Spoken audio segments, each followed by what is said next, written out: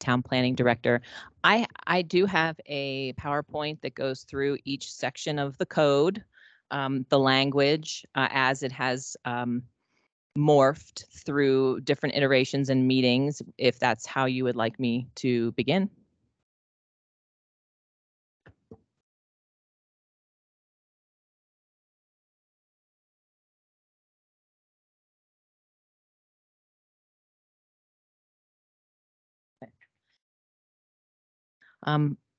At several of the last meetings, we end up discussing language between the comprehensive plan and the land development code. And I just wanted to focus again on a little bit of the language that's specifically in the comprehensive plan. And this blue box here on the screen is from Colorado Revised Statutes talking about the comprehensive plan being advisory unless the plan or any part of the plan is made enforceable through the municipality's zoning, subdivision, or other land development regulations. And so this evening, what I'm going to focus on would be language that could be added to the land development code in order to give the comprehensive plan the teeth that I believe that you're looking for. That conversation has been, how do we better implement the comprehensive plan? And there has been some conversation about, do we amend the comprehensive plan? I'm not sure that you need to do that. Again, if that's what the board chooses, then we will make that happen. But I believe time is better spent amending that the land development code. And again, just language from that comprehensive plan that further really drives that home, related to the zoning providing the detailed means for giving legal effect to the plan's finding and direction. So when we look at where we've been with potential amendments to the land development code, there's really 3 sections that we discuss. There are the words and terms, definitions. There's the use tables, what uses are permitted in individual zone districts. And then there is the supplemental design standards specific to industrial land uses. So in order to effectively make changes from comments that we've heard from the Board of Trustees, the Planning Commission, and citizens, is really implementing an ordinance amendment that impacts those 3 sections of code. First, I think, and these are a little out of context for how they appear in the code, would be looking at reevaluating and adding definitions that are currently in the land development code. The language in the red here on the screen is language that could be added to the code, and then the regular language here in the black font is definitions that currently exist in the code. Proposals from the original draft related to adding a definition of a distribution facility. And you can see that they're a large facility, often utilizing cross-docking to move goods in and out quickly, used for receipt, temporary storage, and redistribution of goods. Is a proposed definition of distribution facility.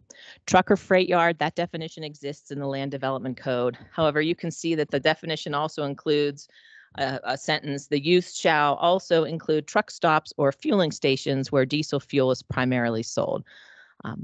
Staff would propose that you scratch that sentence out of the definition of freight or truck yard, because further down on the screen you can see that truck stop is specifically defined. And so I can't figure out why we're defining truck stop as part of freight or truck yard and also separately and specifically defining truck stop.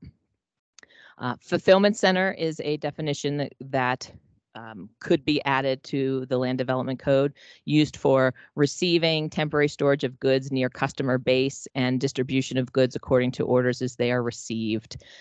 These other activities that are included are meant to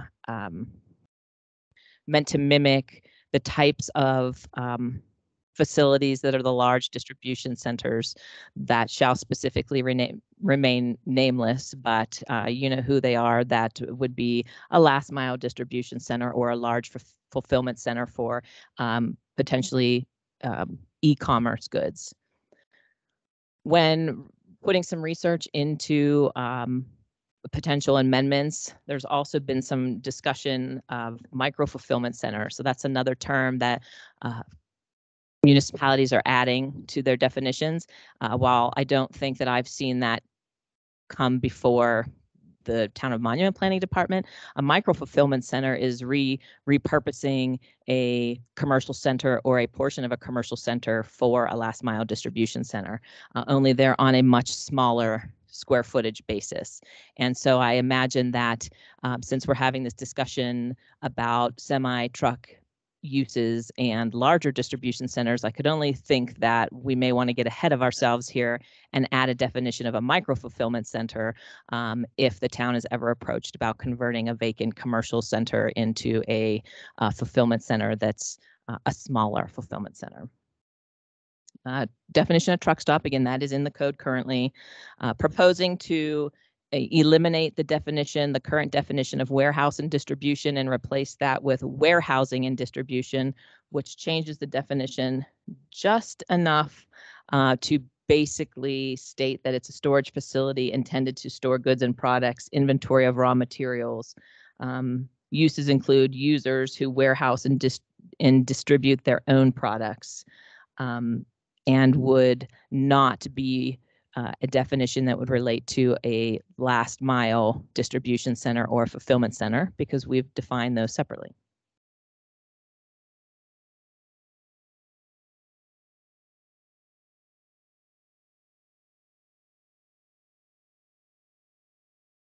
So this is the second part of the code that would be a potential to change. And this is just a shot here of the use tables.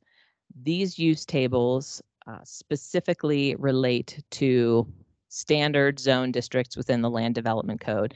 And these tables tell you what uses are permitted, and they're marked with a P, and what uses are conditional, marked with a C, in each specific land development code zone. So those zones are up here at the top, and these are just the straight zones. So we're looking at downtown business, the commercial, the business campus, the light industrial zone districts mainly here at the top, and then going down the row if the use is a permitted use with a P or a conditional use in the zone district with a C. Any changes to the use tables would not impact PUD, because a PUD is a flexible zone and the PUD sets its own use specifically. So any use that's in here, it doesn't, as you'll notice, PUD isn't listed as a zone district because a property owner can come in and negotiate specific uses within an individual PUD. So again, these changes would only impact the straight zone districts that are listed in the town code. One change here, microbrewery and distillery, that's listed in the code. Through all of this, there's been some conversation about moving it from a conditional use to permitted use. So that's something to consider. Conditional use requires a hearing in front of the Planning Commission and the Board of Trustees, where permitted use could be approved administratively. Something to think about. It's a little off topic of industrial, but it also is a conditional use in an industrial zone district and proposed to be added as a conditional use in the business campus zone. Was a comment made from several citizens about microbreweries and distilleries. Wouldn't they be coming before the board anyway for their liquor license? Yes, it would, but it wouldn't be, you wouldn't be considering land use at that point. You'd only be considering whatever the standards are for the liquor license. If you wanted to look at how the site functioned, what the building looked like, how big the building was, how big the seating area was versus the distribution or the distilled area, then it would need to be a conditional use from a land use perspective. Micro fulfillment center, so we kind of touched on the definition, proposed to add this conditional in the commercial zone, permitted in a business campus or light industrial zone as a proposal. So areas for discussion there. And the rest of the uses here on this list would not change.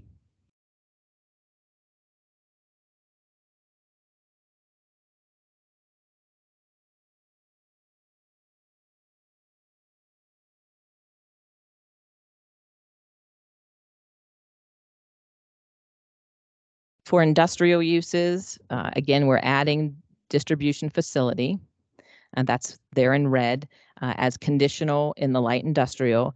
It would then not be permitted in any other zone. So where there is not a P or a C in the grid, that means that the use would not be allowed. It is prohibited. It has to be mentioned as being permitted or conditional in this table for it to be allowed to be built, or for that use to be allowed within the town boundaries. So then you can see here, distribution center, there's no P or C in the downtown business, the commercial, or the business campus zones. So therefore it would be prohibited, and then only conditional in the light industrial zone.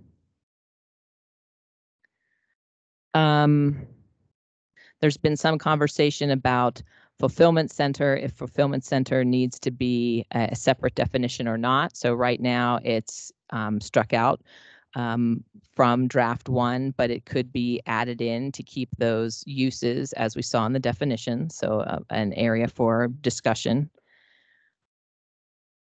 In the code currently, heavy industrial is listed as a conditional use in the light industrial zone district. And we are proposing that that would be moved to be not permitted. So there's a definition of heavy industrial use in the land development code currently. That definition of heavy industrial is permitted as a conditional use in the light industrial zone only. And if this proposal were to move forward, that would then be prohibited. So heavy industrial, as it's defined in the code, would be prohibited within the town. Truck stop, it's really just the strike throughs here because it would be prohibited. So truck stop, as it's defined, and we saw that definition currently could be a prohibited use. Now, if we were to add a C or a P in the table under LI, that would change it to permitted or a conditional use. I think that's another area that the board would want to consider. If truck stops are prohibited altogether in the LI zone district, or if they would be permitted or conditional in one of these or multiple of the commercial or industrial zones. And then warehousing with distribution, currently proposed as conditional in the commercial zone, and then conditional in the business campus zone, permitted in light industrial, and then prohibited in the downtown or the commercial zone districts. And it's largely similar here. This table is the Regency Park overlay. There is still property zoned Regency Park. That's PRD 2, PRD 4, PRD 6, 10, PCD, and PID. So this is planned commercial. Yeah, this is the planned commercial development district, and then the planned industrial development district. And then these are the changes that could potentially be proposed to Regency Park. And this is just to mimic the permitted and conditional uses as they are in the table for the other zone districts that we just saw on the last slide. So this is just marrying up this other set of zoning in the Regency Park overlay district with the light industrial and business campus zone districts.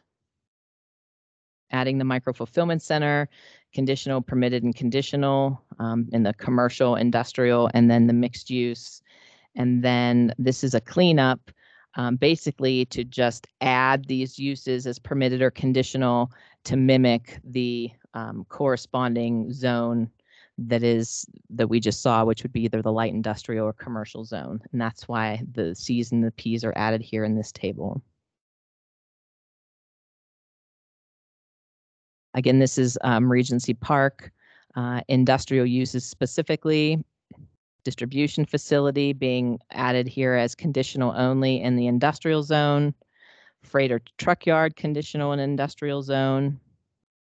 Fulfillment center, truck stop would be prohibited, and then warehousing and distribution potentially permitted in the planned commercial, the PID, and the PMD.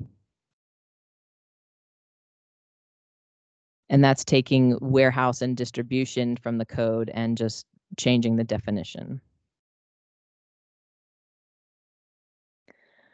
We've discussed a lot the difference between the PUD, planned unit development, and the standard zone districts.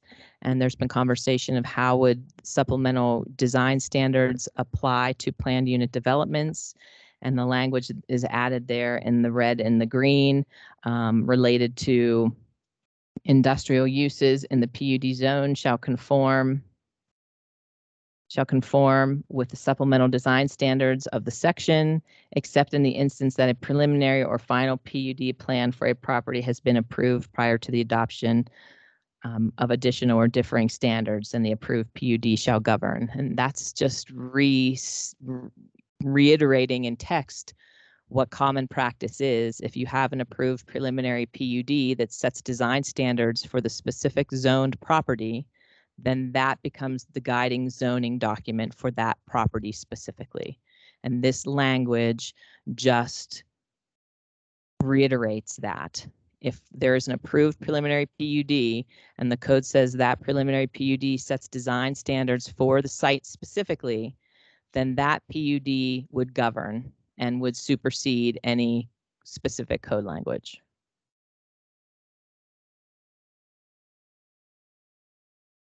And then this is the third section, which is the supplemental use standards. I'm going through this quickly. We can always discuss a certain topic specifically. These are the supplemental use standards to potentially be added to the code.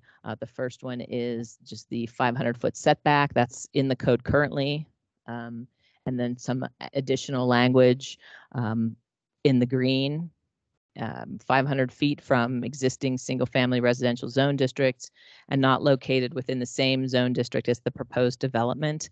This means that if you have a PUD zone that includes industrial and multifamily, they don't need to be set back 500 feet from each other because they're planned as a unit.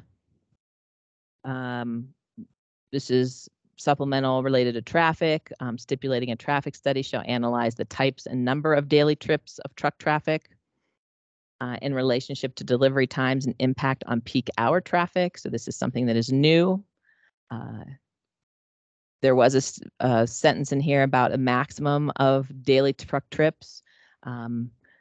Engineering manuals, traffic engineers are stating that there is no maximum or way to differentiate from standard engineering manuals that traffic studies are based on. And this will probably garner a little bit more conversation. There's just not a good way to set what an appropriate maximum is. And it's hard to set standardization of that from engineering manuals that are used by the traffic engineers to produce the traffic studies. So that language is proposed to be deleted from any future ordinance.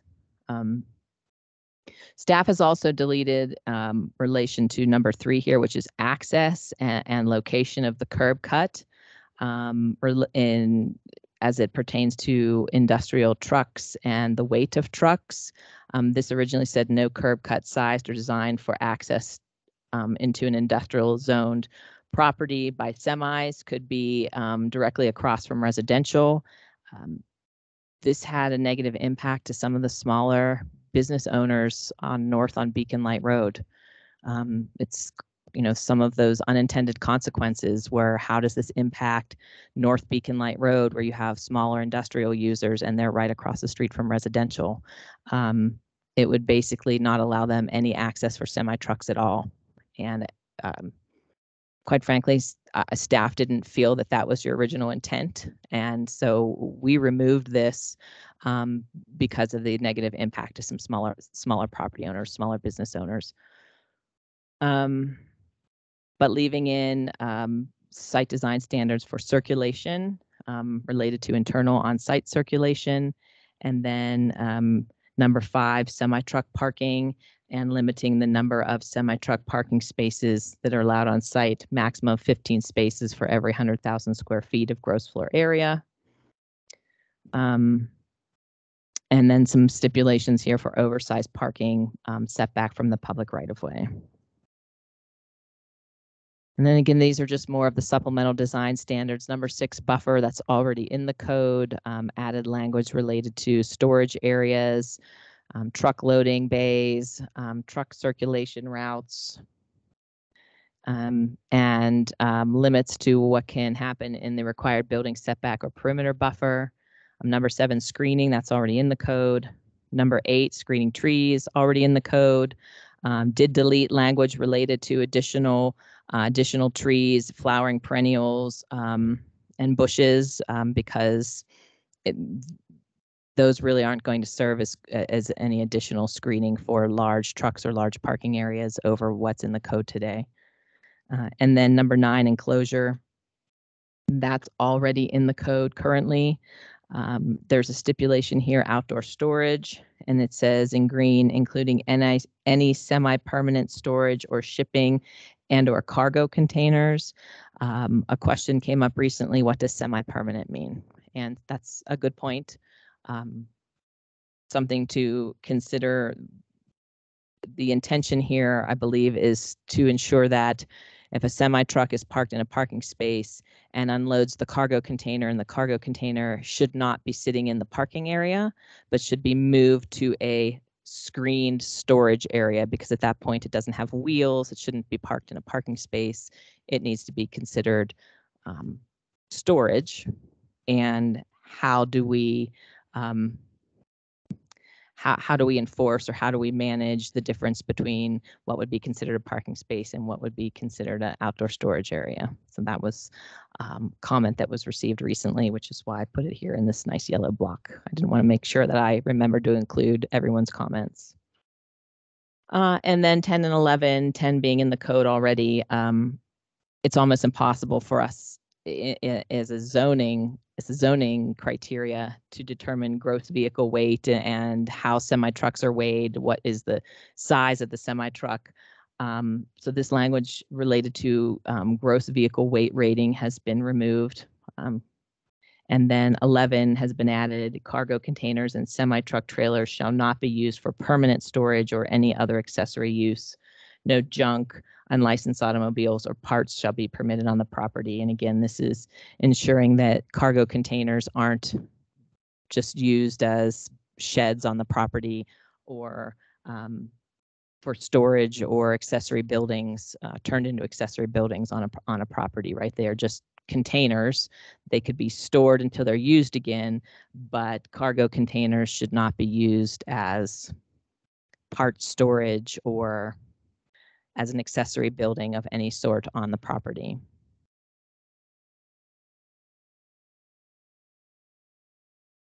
Building materials, something that was recommended in draft number 1 is metal.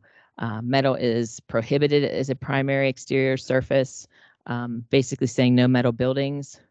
Again, this has an unintended, I believe, unintended consequence on smaller business owners. We have several small business owners in industrial, again, north on Beacon Light Road, that have small metal buildings, 20,000 square foot shop for a contractor's shop, a landscaping shop, a rigging shop, which helps move large industrial equipment from one site to the other. They would like a contractor's yard where they can park their trucks, but also have a 20,000 square foot building that would be a metal shop building that would be their office, as well as some indoor storage. This type of design standard would prohibit that. And so I think that this is something that could use a little tweaking to perhaps limit the amount of metal, or the size, limit the size of a metal building. So it's not a 200,000 or 300,000 square foot all metal building, but perhaps a small contractor shop, 20,000, 30,000 square feet, could be a metal building. Another area of probably a conversation that needs to continue to occur. And that just goes into building facades related to ensuring that there's multiple materials, mixed materials on any one specific building. We've talked a lot about loading berths and doors, and again, the green language is language that is newly added language, and this basically mimics a recent approval that was made by the Board of Trustees related to industrial PUD zoned property. 2 types of loading doors, elevated truck loading docks, and a size and a number that would be permitted, and then ground level garage doors. Each building containing a maximum square footage being permitted 1 ground level garage door per, and this is set at 5,000 square feet. And then in the instance where a building has multiple tenants, each tenant is permitted a minimum of 1 ground level garage loading door when the minimum square footage is not met. That is trying to accommodate a building that has a multi-tenant space, and each tenant may need a set of doors, but perhaps they are smaller than the minimum of 5,000 square feet. Don't know if that would happen, but it seemed that maybe we should try to catch every potential business size. External effects, a lot of these are already in the code, but you can see this language here that has been added. Engine idling of 15 minutes. There was a comment recently that 15 minutes would not allow a semi-truck or a large box truck enough time to warm up. So there was a question of, is 15 minutes long enough? I don't know the answer to that. And a question to staff of if the concern is idling near residential, doesn't the vehicle shall not idle within 100 feet of a residential area from 10 to 7? Wouldn't that cover it if that 100 feet was increased to 1,000 feet? So perhaps it would, and a time of idle or the amount of time a truck could idle would be less important.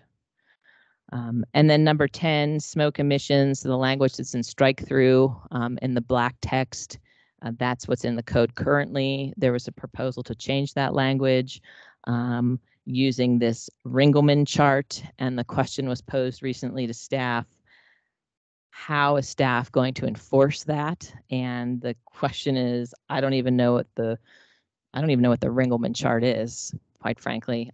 So I don't know how the town would enforce that. And it could be it could be difficult to add that to the zoning code when some of the smoke emission and particulate matter that is state or federal oversight of emissions and could be better kept in general in the zoning code. But that's why we've included it here on the screen with the conversation of how would we enforce that change language. I'm going through all this quickly because I know you want to have your own conversations about it. But I do want to bring up again, zoning ordinance amendment versus utilization of the PUD process. It appears to me that the properties that the town is concerned about are already zoned PUD. And the PUD is a negotiable tool that is property specific. And the purpose of the PUD in the code states to permit a diversification of zoning, promote creativity and flexibility in design, and permit plan diversification, promote the most appropriate use of the land, provide for well-located, clean, safe, pleasant industrial sites involving a minimum of strain on transportation facilities. Then there's procedures that the PUD, preliminary PUD must include design guidelines and zoning regulations which constitute the overall zoning and development plan for the entire property. And the criteria for which the Planning Commission and the BOT can ultimately approve. There's 13 criteria for a preliminary PUD plan and 9 criteria for a final PUD plan. And those plans must adequately address the criteria in a manner consistent with the general public interest. And so that's all in the code already. And so I believe consideration should be given to, does the code need to be amended to include additional industrial design standards, or do you have the tools already through the PUD zoning that was established for large industrial properties? Do you have the tools already to negotiate with each individual site how that site functions. And so I think that should be a consideration or discussion that the Board of Trustees may want to have related to straight zoning versus those properties that are already zoned PUD, and PUD having being more of a creative negotiation tool. If they're not meeting the town's vision and they don't meet the criteria, then you have the option to change or not approve a specific final PUD plan. But that's the difference between amending the zoning ordinance and using the already codified PUD process. And I think that's like the quick nutshell of what was included in your packet.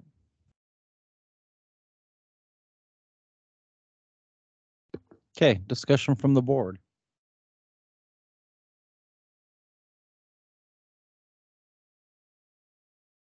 Okay, I have a few comments. I appreciate the flexibility of PUD, and I think that's a good thing, but I think we also need to have parameters. I don't think that,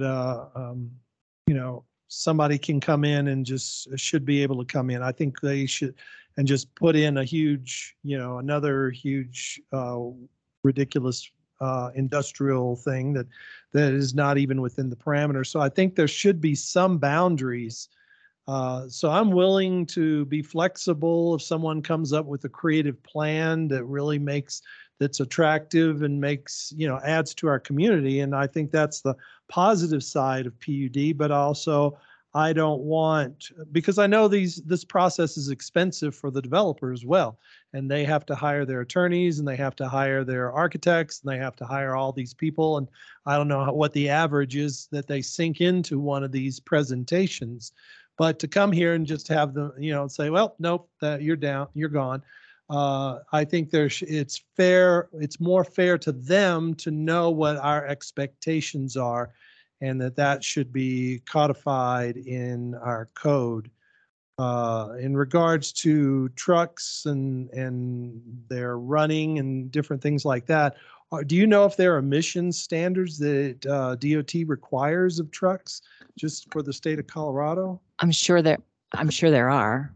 I don't know what those. Yeah, I think they have a similar process with emissions as most cars do. Yeah, so I'm not sure how we enforce that, unless we require some type of emissions testing or something along those lines. But yeah, I understand the citizens don't want to have trucks just constantly spewing out smoke in their neighborhoods. So I think, maybe we can find some way of managing that in a better way. But yeah, my main, and the other point I'd like to make is that I'd like to see the comprehensive plan. Okay. I'm sorry, Mr. King was just showing me that there is truck idling standards in state statute currently. We get back to. Yeah, I was just going to say, if the standards in state statute are satisfactory for us, then as long as there's a way to enforce them, and I guess the only way it would happen is if a citizen filed a complaint, and then somebody from code enforcement would have to go out there. Would that be the process, or would it be the police, or?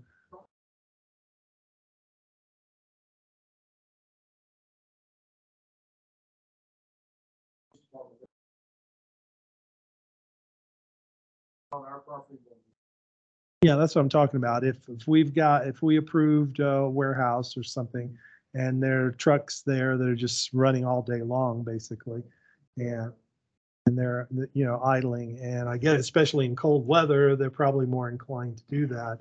But at the same time, I'd like to make sure that we don't have noxious fumes that are just constantly being blown over into the neighborhoods. And I think that's the concern that we have there. And I don't know what the best way or how we would enforce that.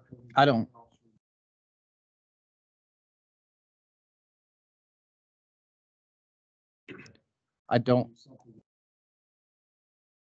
Yeah, I don't see any way to enforce. We probably don't have that. any testing mechanisms to be able to do that I today. mean, you could stand there and watch and see if they ran too long.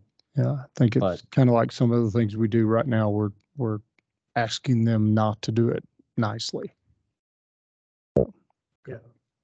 Well, I want to try, I know this is always a challenge. I want to avoid becoming bureaucratic. Right. Make it stupid rules that nobody can enforce.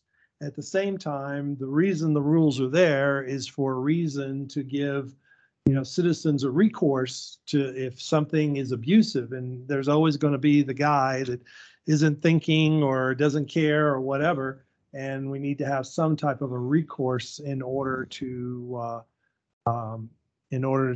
control that. But at the same time, I don't want to restrain, especially my concern is less about the small businesses because small businesses are just trying to survive in this economy. Now I realize 5 years from now, the economy could be completely different and it could be a whole different situation. But I think we need to be more concerned about the larger groups because they have more of the capacity to absorb the cost. And, but at the same time, I don't want, one small business to be abusive as well and running, but I'm not as concerned because they're not going to have 100 trucks out there. They're going to maybe have one or two that they'll be able to afford to operate. And so anyway, those are some of my thoughts. Okay. So the state statute, it looks like, has so many exemptions that it's basically worthless here. If it's below 10 degrees, or if the person is using the idling to heat up their truck to sleep, and so on and so forth. So to me, that doesn't necessarily provide us with anything. And I think, as you guys know, I've been pretty active in what's happening on the south side of town by Falcon Commerce is beyond unacceptable to me. Every single day when I drive by multiple times a day, there are at least 10 trucks between Squadron Road and the little road behind Valero that are idling, sleeping, doing whatever they want. So I know that's sort of a side issue, but we're quickly becoming overrun with trucks. And when I drove out there the other night at about midnight, there were close to 30 trucks the night that it snowed, all idling. So I think we really need to look at some more restrictions for our public roadways, but also the private areas, because this is just it's spiraling out of control to me. So to address the public roadways, we've installed multiple no parking signs along the road right there by Pilot, and we have ordered the signs for Squadron. Are they up? They're up, so they're up on Squadron, and then CDOT is going to be putting the signs on the north side of Baptist Road, right? On the north side of Baptist, there are signs already posted that CDOT put up from quite a while ago that say no parking tow-away zone. Yep. I verified those this afternoon. Terrazzo has multiple signs. Squadron has, I think, 5 signs on each side now. Right. posted.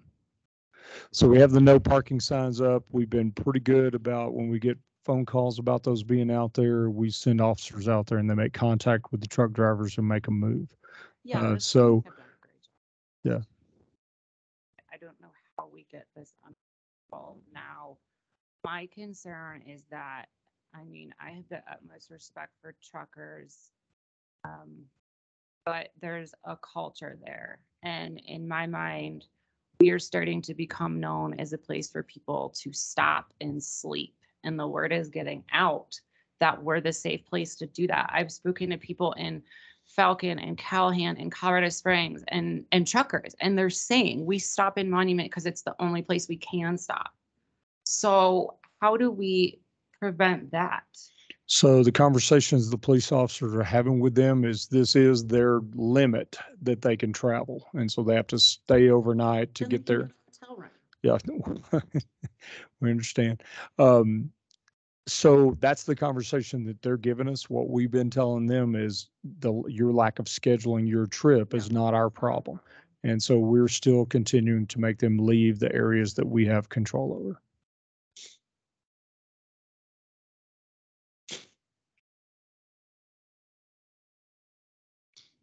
Other comments? I had a question in the loading dock section. It looks like there was a strike through for the oversized trucking, the oversized docks, the oversized truck docks. So what, that's stricken out because we're going to have no restrictions, or it's stricken out because we're going to rewrite it? So that language there that you see that is 0.3 and 4. oversized truck. So this language is basically replaced with the language in the green. Okay. Elevated truck loading docks would replace oversized truck loading doors.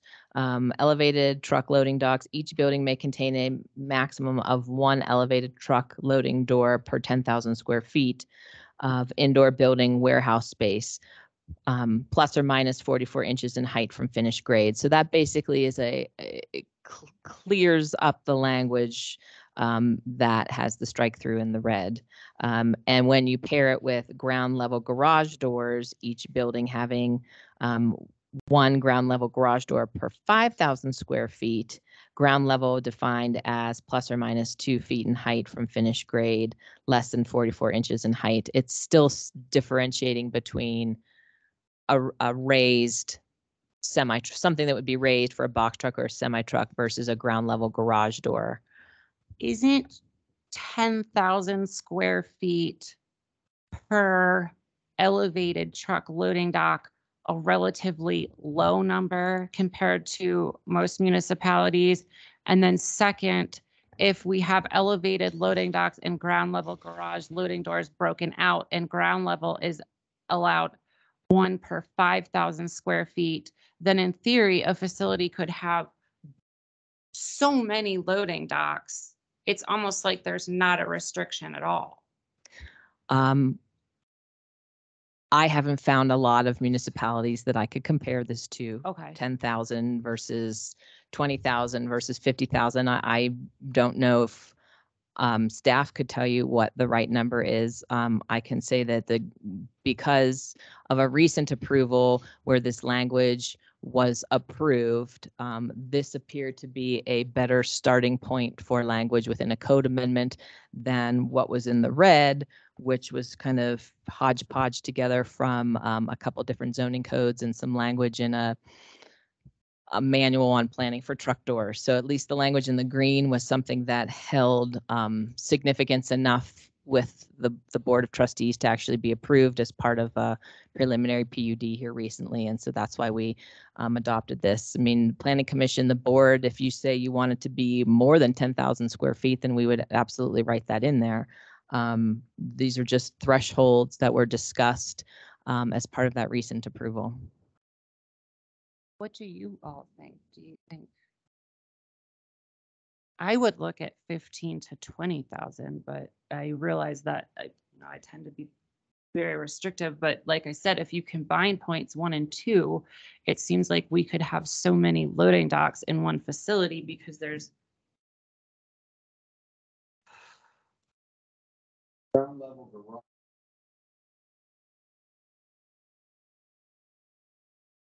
I would think.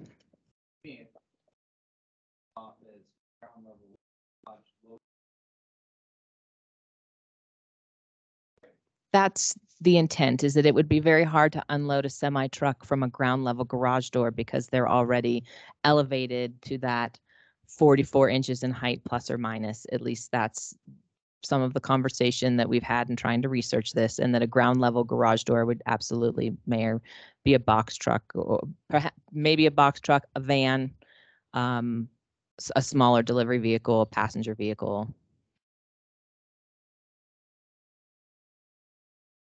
so given that there's ground level garage loading doors in addition to elevated truck loading docks, and each building may contain a maximum of one elevated truck loading dock for 10,000 square feet.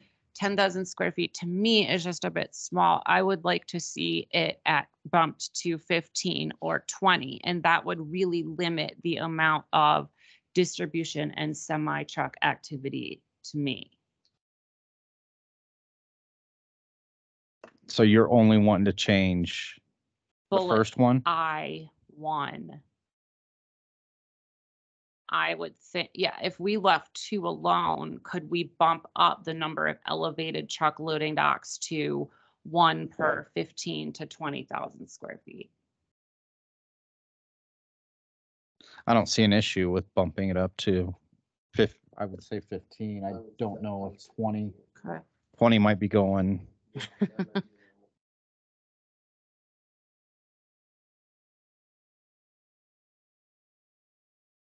Does anybody else have a comment on that? First 15 to 20? Now, for an example, if we do that, we write it into the code, and that recent approval is still approved. Yeah. When they come in for a final site plan, because that preliminary PUD set those design guidelines at the 1 dock per 10,000, you would see a final PUD plan come through at 1 per 10,000, and these standards would not apply to that. So that's Right. a good example of where this code amendment would not impact a property that has a preliminary PUD with already established design standards that are basically regulating a similar element.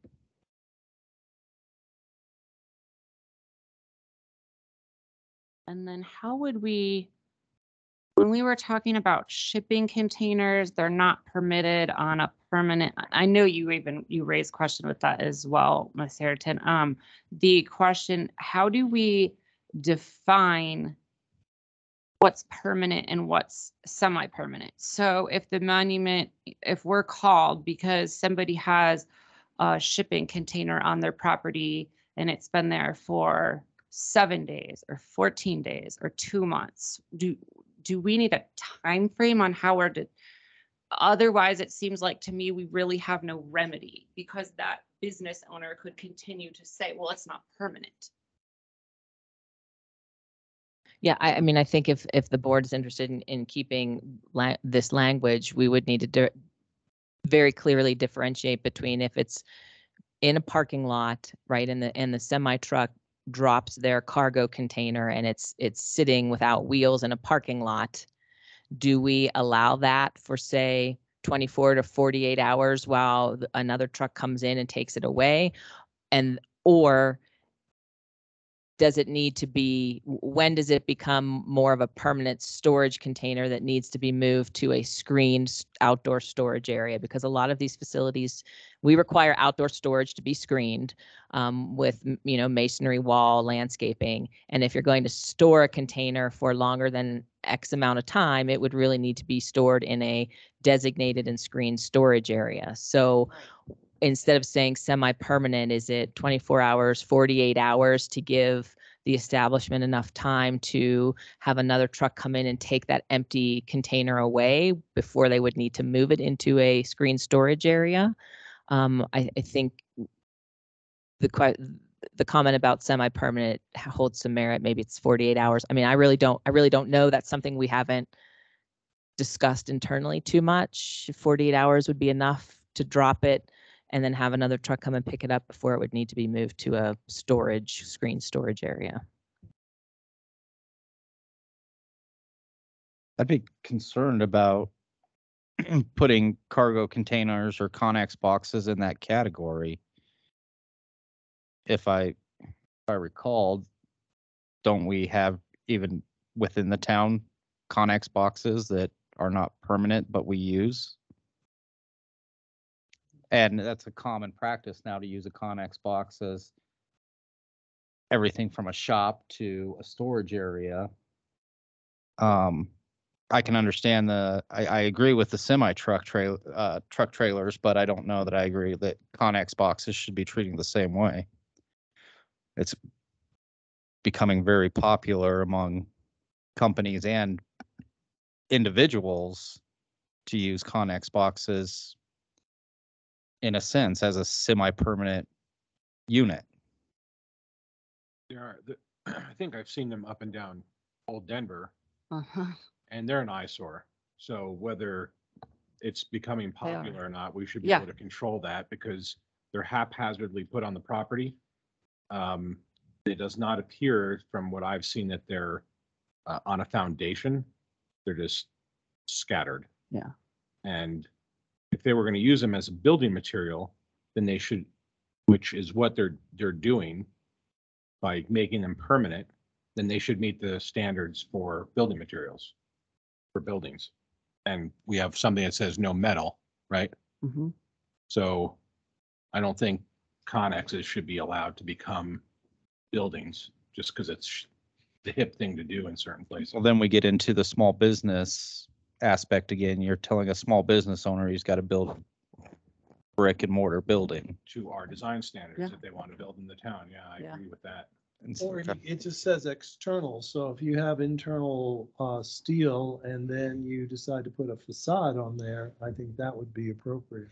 Sure, if we can't see it and it's, I mean, there's codes about foundations. You can't just use metal shipping containers as your new place to live and work. I've seen areas in the Springs where there are dozens and dozens of these shipping containers, and people have formed little communities and little business areas. And those are not meant to live in, to dwell in, or to work in. They don't conform to anything that we have in this town. And I can't think that any of our residents would feel that they're acceptable forms of building either. So the way that it's written, it says you can't have more than 20% of the building as metal. So that would automatically mean you really can't do anything with a shipping container anyways. So, So this is a good Right. conversation. I think that I think staff would take a stab at amending the language.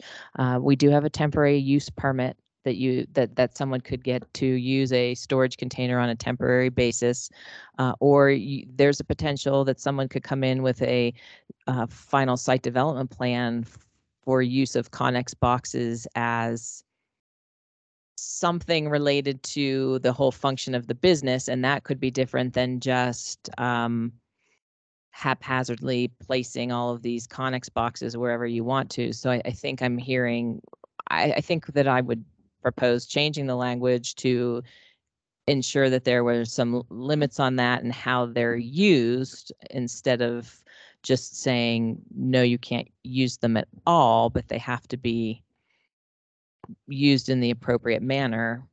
Might get to a happy medium. I know residentially, if you want to use, I'm not sure about this area, but in other areas, you do have to have foundation support if you're going to keep it. I would be open to town staff coming up with something different. We can Something- look into that. I Okay. think I already have some ideas related to how you could use Connex boxes, and really it's not just to plop down wherever you want and store, without approval of the town of where they're placed and how they're used, which would be part of the site development plan, right? So there's a difference between just using them however you want and getting approval through the final site plan, so that the Board of Trustees can look at their placement and utilization of those, what they look like, even what color they are. So we would take a stab at changing that. And really, I think that if you see a draft again, staff would also propose taking a harder look at the metal building. So currently in the code right now, there's nothing that says no metal building.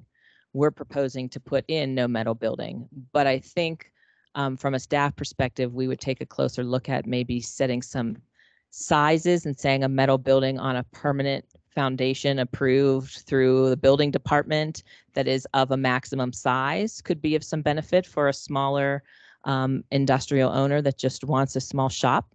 That having some language in there related to the utilization of a foundation through a building process would set that small shop apart from just a Connex container. Staff would probably would make some of those recommendations so that there wasn't an impact to smaller industrial owners that maybe just wanted a small contractor shop, but setting a maximum and parameters for those based on overall square footage. Okay. Where would we draw the line then? If a business said they want to have a Connex container and they're going to put 2 employees out there and they're going to build a foundation, we could have those all over town and then our residents could be putting them in their back. I mean, where do you draw the line of, it's just, they're not buildings. I mean, are we going to start It's a taking sheds recycling and- program. What? It's a recycling program. Okay. That's a good word. And those language added to the code that states that they must be approved with the site plan would put that in the trustees' hands to approve it or deny it, and establishing parameters in which those can be used. And then if that's a starting point, you could deny a site plan or just say no completely. So perhaps some options would be better for language that, depending on which way you'd want to go with that. Okay. We can write up some options. At this point, we'll conclude the workshop portion of this meeting and take a 5-minute recess before beginning our regular meeting.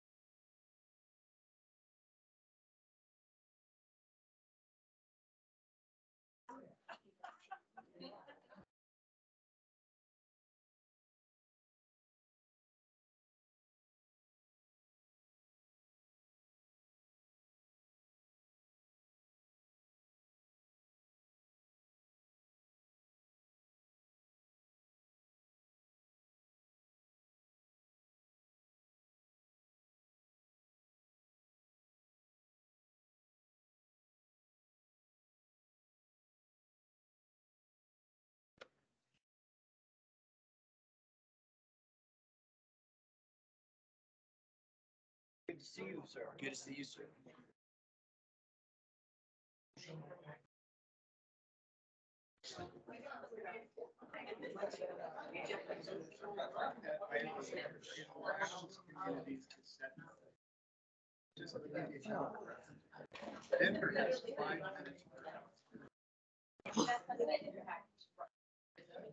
But it expected.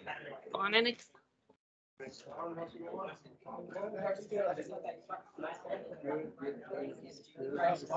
Hi.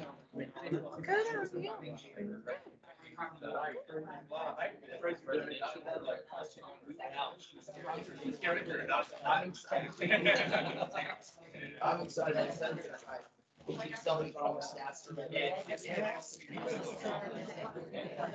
Oh my God. I don't really want to eat though because people are going to stare at me. They are. I'm so hungry.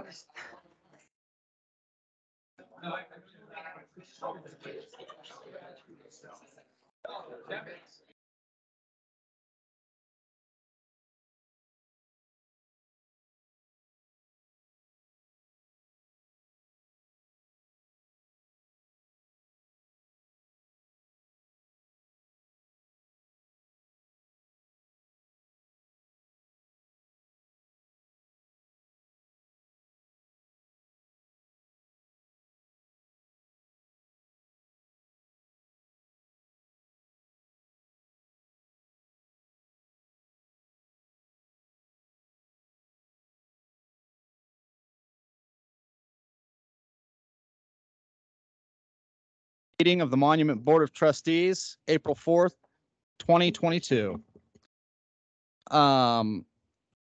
Boy Scout Colin, would you lead us in the Pledge of Allegiance?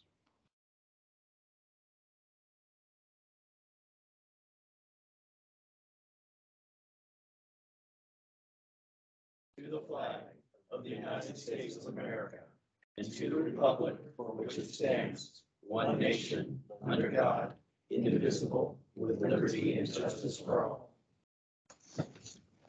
Thank you, Colin. Ms. Hogan, would you take roll, please? Mayor Wilson, Here. Mayor Pro Tem Elliott, Here. Trustee LeKind, Here? Trustee Romanello, Here.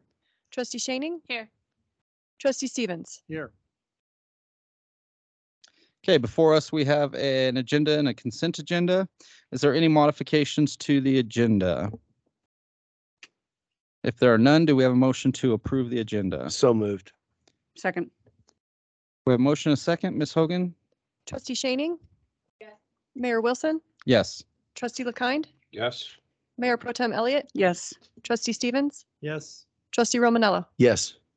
That motion passes 6-0. First item on the agenda, proclamation 4A, Child Abuse Prevention Month. Miss Iodice.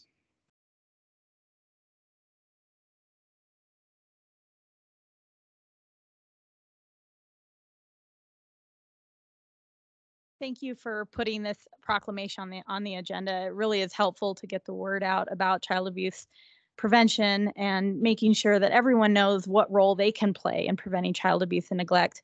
County Commissioner Williams wanted to attend tonight, as did the Executive Director of DHS. Unfortunately, they both had urgent things come up at the last minute, so you just have me. Just real quickly, you might see a lot of blue and a lot of blue pinwheels around the region celebrating Child Abuse Prevention Month. And for more than 10 years, pinwheels have symbolized the fun, carefree childhood we want for all children. And anyone can help prevent child abuse and neglect. It can be as simple as looking out for the kids and the families in your neighborhood, reaching out to a family who might be struggling, or even making a call and a report into the child abuse reporting hotline. And that's 1-844-CO4-KIDS. And one of the things we noticed during the pandemic is that calls and reports were down drastically because people weren't interacting as much as usual. They weren't necessarily seeing what was going on in their neighborhoods. And we're still seeing a decreased number of calls. We don't expect you to know what child abuse and neglect looks like. It can be as simple as a child who's always hungry, a child who has bruises or marks that, might not have an explanation. But if you have a worry, if you think something's not quite right, go ahead and make the call. And I brought some pinwheels for anyone who would like to put one on their desk or in their home to remind them of Child Abuse Prevention Month, and also some pins that we designed to remind folks that strong communities happen when everyone works together to support and help families. And we also have parent resource cards because sometimes, everyone needs help at some point. And that's how you prevent child abuse and neglect, is by helping families wherever they may be. And if you have any questions or anything, I'll be happy to answer. Has the board had a chance to read over the proclamation? And are they in agreements with it? Okay. And was there any questions for Ms. Iodice before we read the proclamation? Okay, seeing none. Trustee Shaning, will you read the proclamation? Whereas finding solutions for child abuse and neglect, a serious problem affecting every segment of our community, requires input and action from everyone, because the well-being of our children today will shape the future of Colorado and our community. And whereas every childhood trauma can have long-term psychological, emotional, and physical effects that have lasting consequences for victims of abuse and neglect, and whereas all parents and caregivers need support sometimes, and supporting all children and families early is far less costly to society and individuals than healing from trauma, and whereas community leaders, policymakers, and elected officials play a unique role in building a community for kids by understanding the programs and policies that support child maltreatment prevention, listening to parents' needs, and examining community planning through this lens to build healthy communities. And whereas effective prevention efforts succeed because of partnerships created among human service agencies, public health, the district attorney's office, schools, faith and civic organizations, the medical community, law enforcement and first responder agencies, the business community, nonprofits, and concerned citizens. And whereas everyone plays a role in preventing child abuse and neglect, helping to build thriving communities so that families and children may also thrive. Now, therefore, the Town of Monument Board of Trustees hereby proclaims April as Child Abuse Prevention Month in Monument, Colorado. No matter where you live, everyone has the power to contribute towards a brighter tomorrow for all children. Thank you. Thank you, Ms. Ides. Thank you.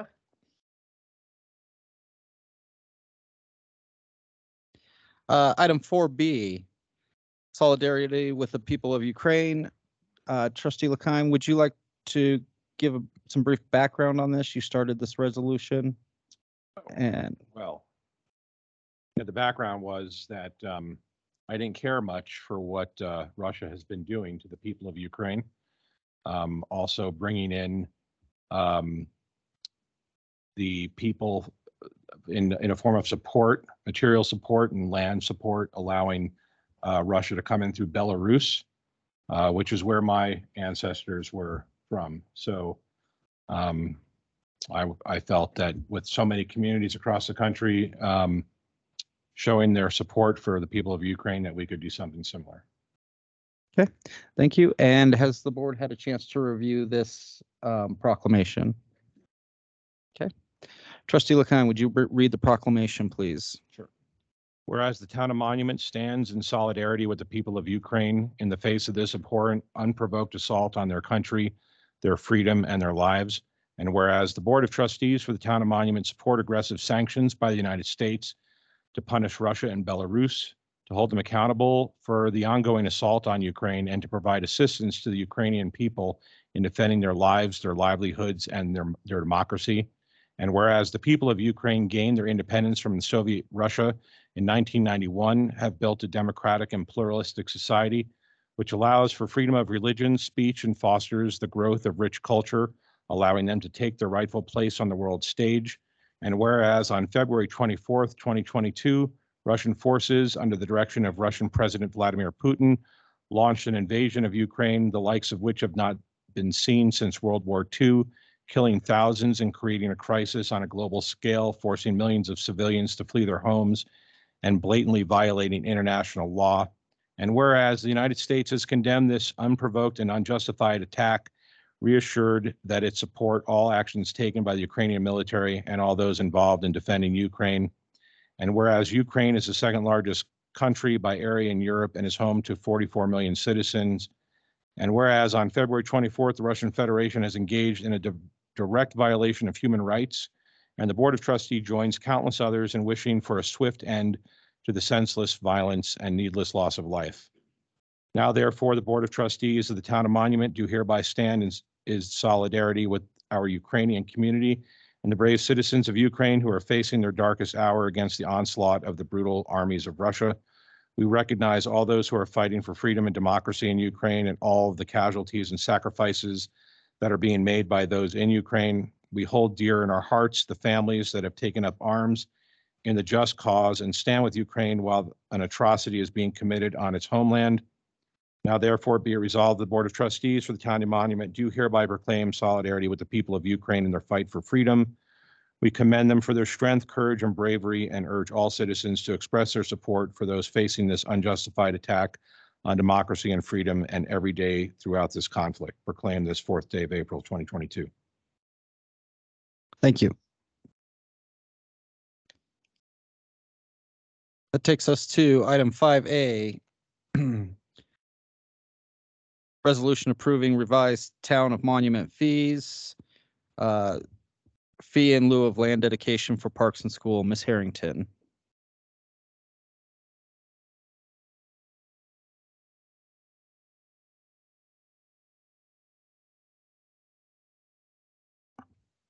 Good evening, Mayor, Trustees, Megan Harrington, Town Planning Director.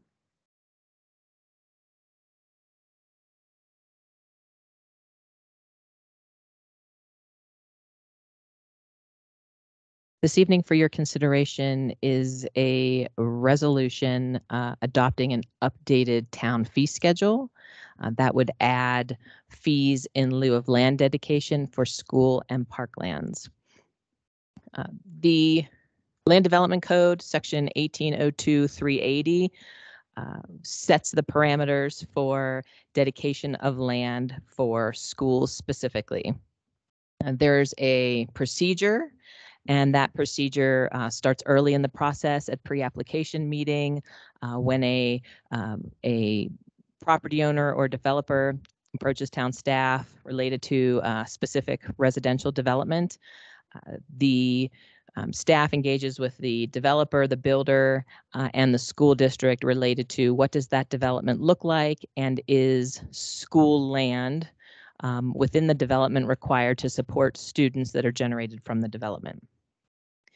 Through that process and through the formal review of applications submitted to the town, there's a decision to be made by the school district. And it's, again, land dedication, or if land is not required for a new school site, a fee to be paid for each residential unit in lieu of dedicating a school site. When a school site is required, the district does have specific school site size, and there's a district policy on that.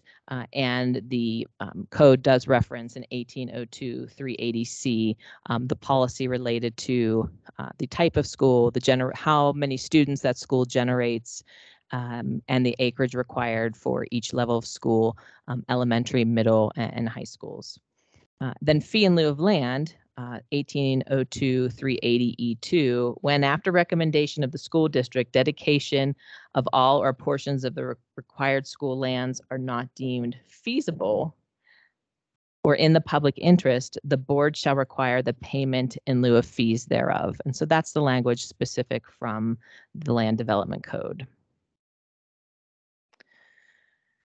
So again, the school district determines through that review process if a site is needed within the specific development and the size of that specific school site, or the district can again request the fees in lieu. And so when the application is submitted, staff sends that to a number of review agencies, and the school district is always one of those review agencies.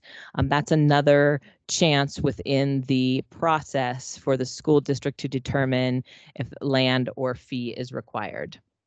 And then the district can request that fee in lieu of land dedication, and it's paid per unit. It's paid at the time of building permit, and it's based specifically on the type of residential unit. And we'll look at a table here in a minute.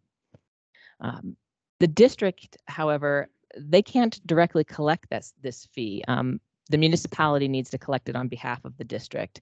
And again, within the code, it talks of a fund established for use of providing for the acquisition of school lands by the town. Fees collected shall be deposited into the school fee fund, and funds shall be used as provided by school statute. And what the schools can use that fee for is determined by state statute, and that reference is here on the screen, state statute 22-45-103-1C, related to lands and capital improvements in order to support new students. And there's two tables here on your screen. The one in the upper left corner is based on a study that was done by School District 38. They did hire a consultant to look at what the school fee should be in reference to other communities, and the calculation that's used in order to determine the fee that's collected for each unit.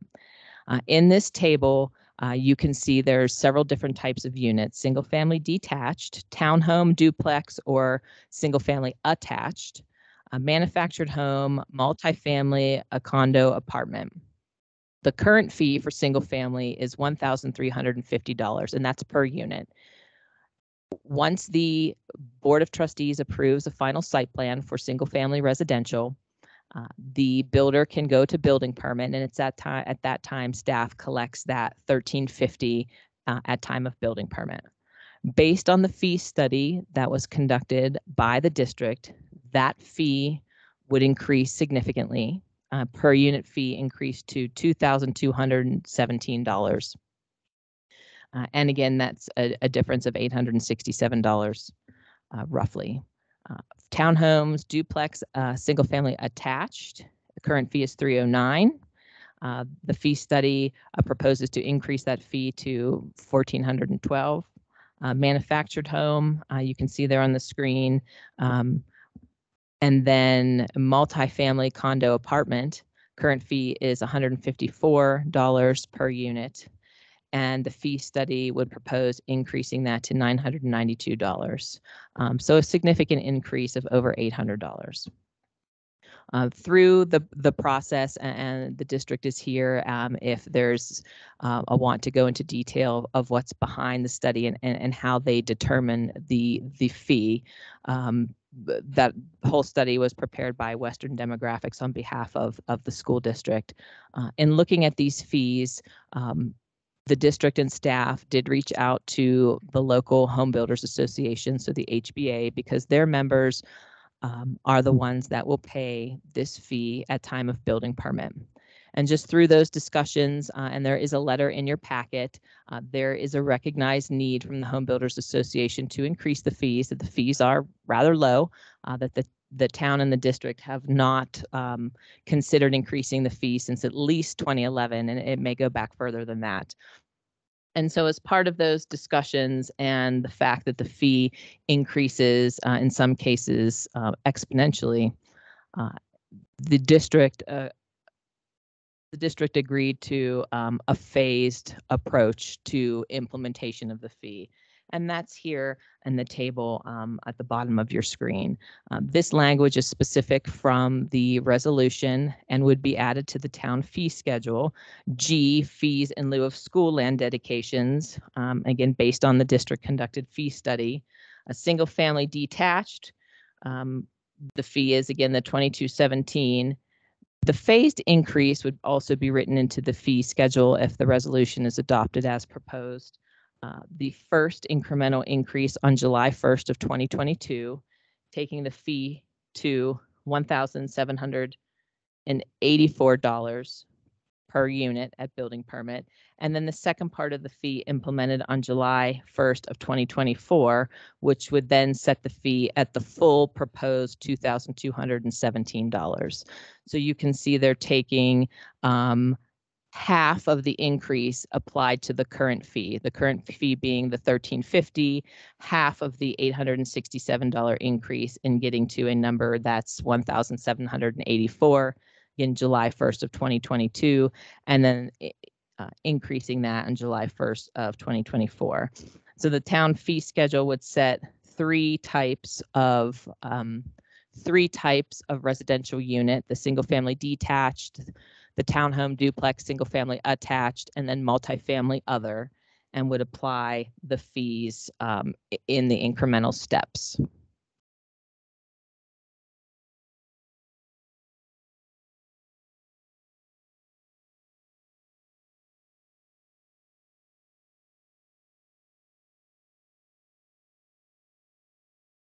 The second part of the proposal in front of you this evening is related to fees in lieu of dedication for parkland.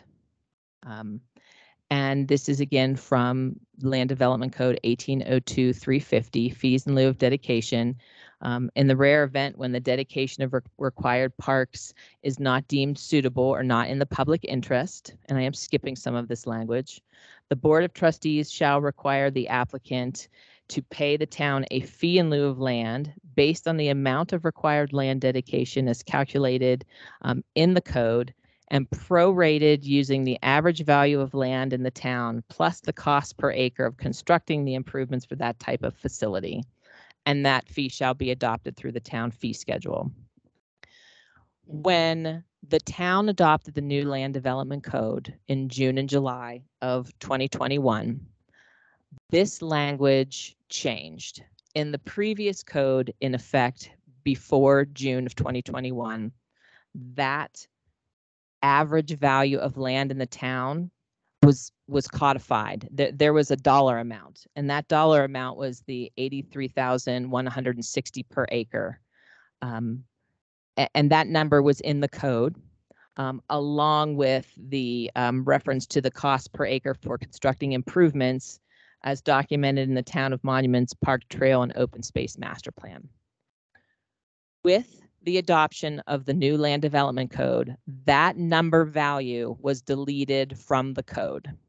And so currently, because that number value was deleted, the average value of land in the town, the 83,160, no longer existing in code, means that based on this language, the Board of Trustees needs to adopt that amount through the fee resolution. Should this number be updated? Probably, but it should be updated through a very in-depth study, probably as part of an update to the Town of Monument, Parks, Trails, and Open Space Master Plan. So yes, we as staff acknowledge that this number is probably low and needs to be studied. However, the rub here is this dollar value that the town can collect is not codified anywhere currently and is not currently in the town fee schedule. So if somebody were to call us out on it, we cannot collect a fee right now at all. It needs to be put into the fee resolution until the town has the ability to conduct a study as District 38 did related to what that number, that value of raw land within the Town of Monument, what that number should be. Until we can do that robust study, staff is proposing just carrying over the language from the old code that was in place prior to June of 2021 and putting that language into the fee resolution. That covers the town until that study can be done so that the town can collect a fee in lieu of park dedication. And then when the Town of Monument, Parks, Trails, and Open Space Master Plan is rewritten, shameless plug on behalf of updating the Parks, Trails, and Open Space Master Plan, that would also set construction costs for certain improvements or certain park facilities that the town wants to prioritize. And once we have a prioritized list and updated costs associated with that, the town can collect that money based on that updated plan because that language is referenced in the code. And with that, I'm sure there's going to be several questions, but staff is recommending approval of the resolution updating the town fee schedule to include fees in lieu of land dedication for schools and parkland. Ms. Harrington, did you say D38 representative was here? Yes, sir. Would they like to comment? Mr. Bob Foster is on his way to the front of the room.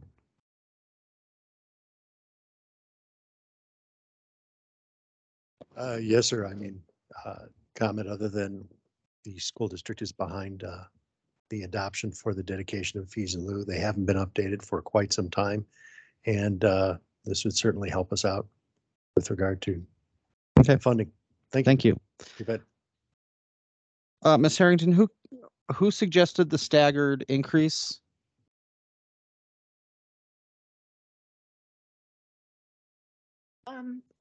No, Bob, you can weigh in if you'd like. It came out of conversation with the Home Builders Association. I don't think there was anyone, the school or the town or the HBA that was the driving force. It was a conversation with the Home Builders Association that their members would be paying this fee, and it is a substantial increase and a compromise. I think that the district and the town were amenable to was the phasing of the increase to soften the blow of that increased fee.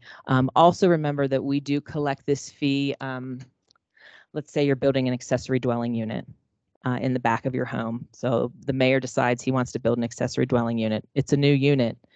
Technically, the town at the time of building permit would collect that fee. And so not only does it impact larger builders and developers, but there could potentially be an impact to a smaller localized property owner as well. Would that include Connex boxes?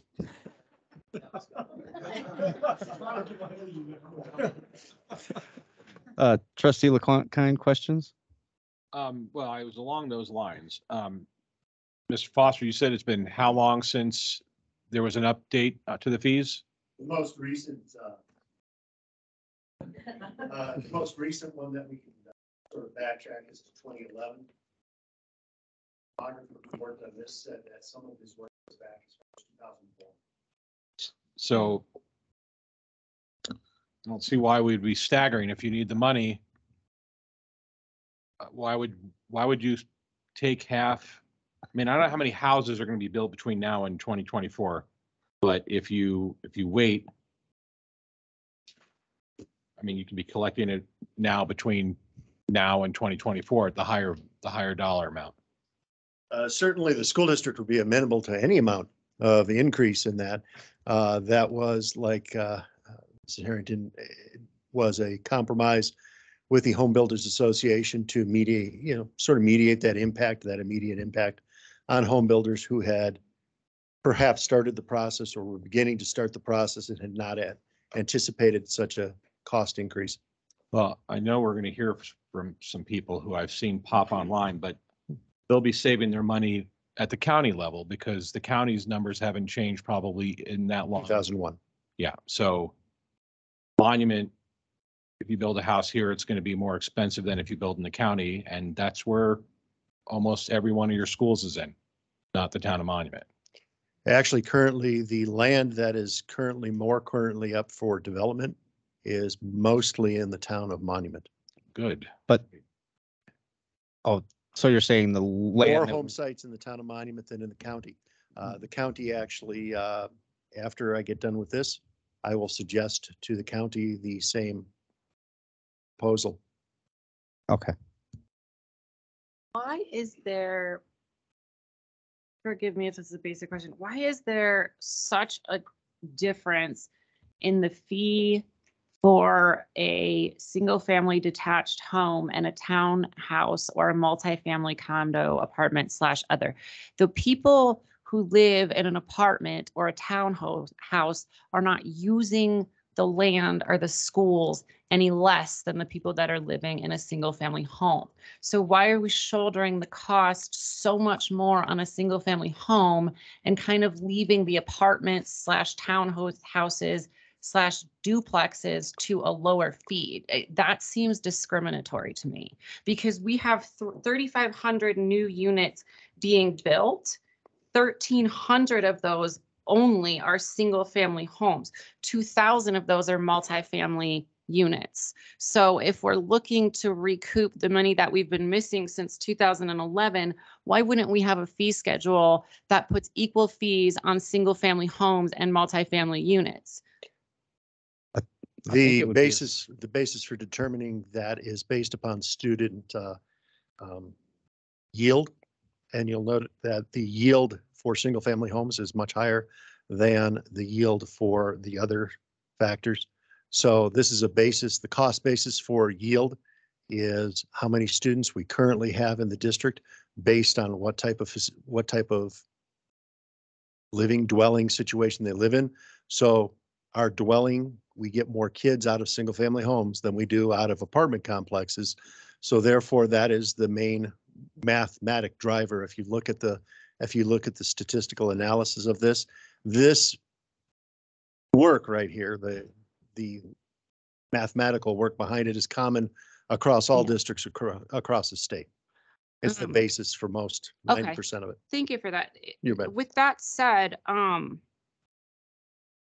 guess I'm of the belief that Monument needs less apartment complexes and less townhomes and less starter type situations and more permanent homes. So I would like to see fees that are more equal. I don't care if the person has 2 kids, 0 kids, 5 kids. They move to the town of Monument and they're using the land and the roads and the schools. So to put an unequal amount on the single family home when we would rather have more single family homes, it just seems like we're working in the opposite direction and encouraging more apartments and townhomes to be built with this fee schedule. I can't speak to the encouragement or the detraction of single family homes and that the mathematical basis for deriving this is based off of student yield. And that's where the basis of these tables and numbers are derived. As far as what Monument wants to drive with development and the types of things that it wants to drive with the development, that, I'll be honest, is outside the purview of the school. I have a point of clarification along those lines. You say at the top, it says fee per unit. So if this is a 10 apartment unit, is that fee going to be $9,992 for that? Absolutely. Or is it just one unit is the one apartment? Every apartment. It's Every apartment in the building. If there's 10 apartments in the building, then we collect that $900+ on every apartment in the building. Okay. So if you've got 250 units, we're collecting that 250 times. And you know, I understand the dwelling and the per student thing, but you know, you got to be real with this. Whenever anybody talks about a corporate tax or a corporate this or a corporate that, it's not the corporation that pays for it. It just goes right through. I mean, it's just that it's the homeowner cost's going to go up. The rent's going to go up. That's really all it is. That's really the bottom line. I think staggering it because it is such a large increase right away, boom, big, is not a horrible idea. I think it's kind of reasonable to do it that way, to be honest with you. That makes sense to me. I have another question. So the fee is paid by the developer or by HBA?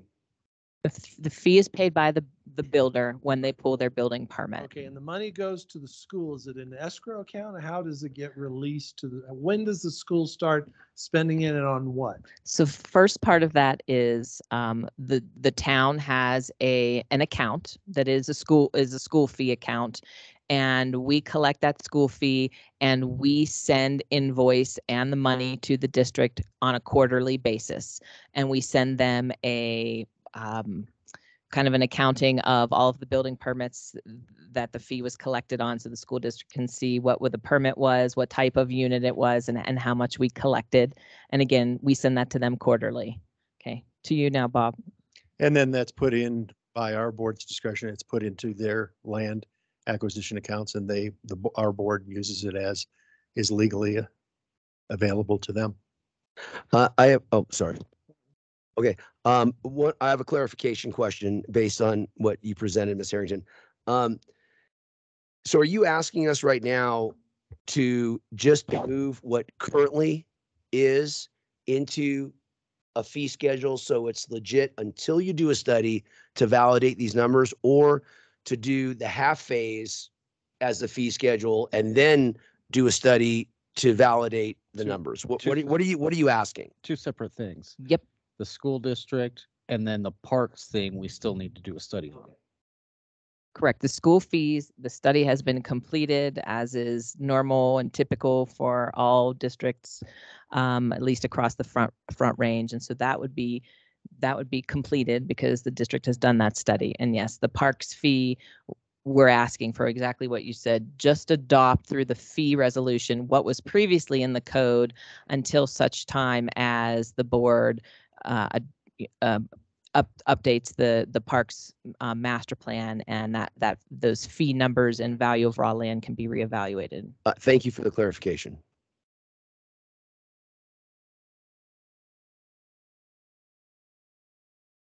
Any other questions or comments from the board? And this is a one-time fee or does it reoccur? It's just new development. Yep, this is a one-time fee based on individual building permits. I guess if you look at it from a standpoint of an apartment complex that could have multiple buildings, if one building, if they pull permits for one building and there's 10 units in that building, then they pay that fee.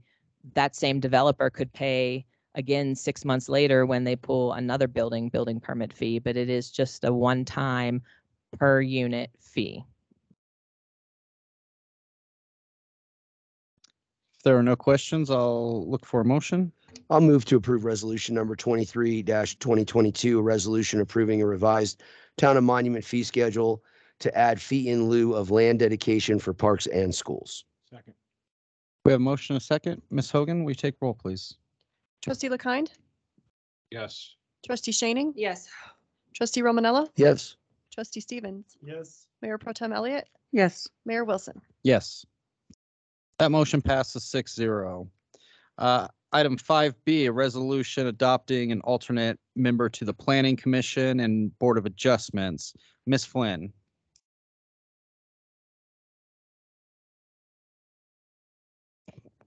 Good evening, Mayor and trustees. Tonight, we're asking for you to approve 3 members from the Town of Monument residents to serve as an alternate planning commissioner, Board of Adjustment member. And these people may be here tonight. Greg Collins, if you're here, please stand up. And Sean Spalding, please stand up. Thank you, Sean. And Steve King was here earlier and he had to leave as a Board of Adjustment member. Greg Collins has applied to become an alternate planning commissioner. He currently resides as a Board of Adjustment member and has asked to step down as his duties to become the alternate planning commissioner. And this will fill our planning commission membership. And Sean Spalding and Steve King will serve as the Board of Adjustment, and we will have 2 positions available for Board of Adjustment. Staff would like the 1 member from the trustees to volunteer to serve as a Board of Adjustment member. As per town code, 1 member from Planning Commission and 1 member from the trustees are responsible to serve on the Board of Adjustment. And then we'll have 1 more vacancy available for a resident to step in. And their memberships will start today and go till December 31st, 2023. Can you clarify that again? Mr. Collins is leaving as an alternate? No, he's leaving as a Board of Adjustment member and stepping in as an alternate planning okay. commissioner. What is the meeting schedule for the Board of Adjustment? It's whenever a variance or a type of project that comes in for a Board of Adjustment to attend. So it's not monthly, it's whenever a project comes in. And what's our then- frequency been lately? Well, we just had one and we have another one that's going to be coming up shortly. That's 2 in like the last 4 or 5 years. Yep. No, yeah. So they don't come up that often, but now they are coming up because of our town code. Some of it doesn't meet the standards and that's why they're coming forward. And you would like us to appoint a member of this board Correct. also for the Board of Adjustments. Is there any volunteers for that? Okay, I saw Trustee LeKind and Trustee Shane. Have at it. Is that what If you'd like to. Thanks. All in favor? Aye.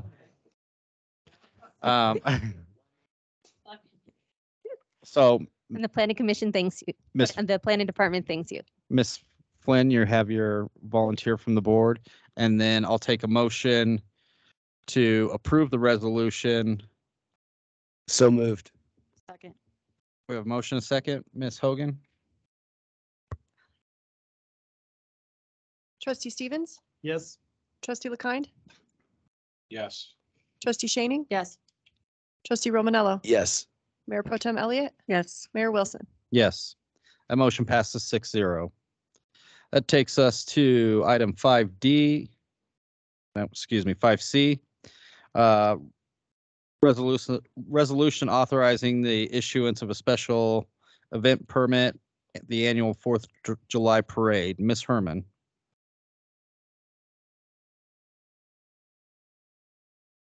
Okay. Sir. One moment. Do you want to do one presentation for the next 3 items? That would be preferred. Okay.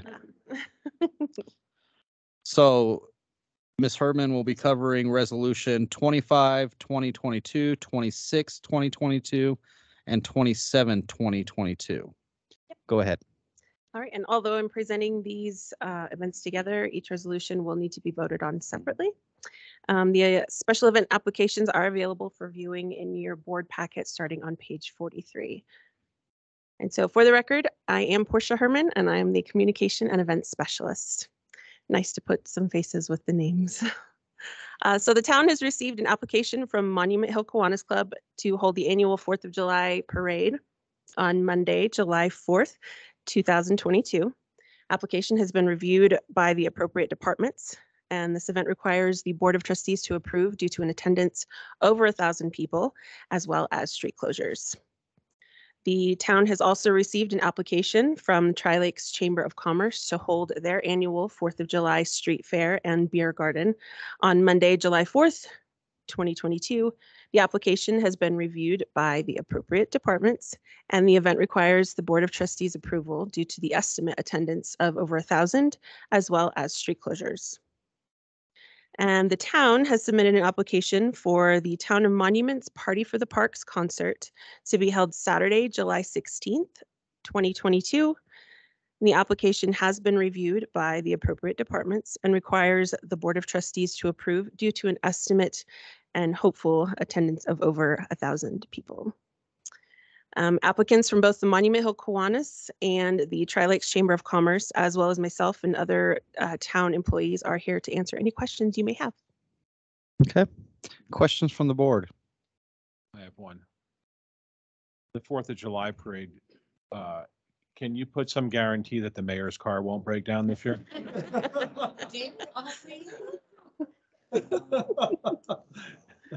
Just, I think that needs to be addressed with the Kiwanis. oh, are they here?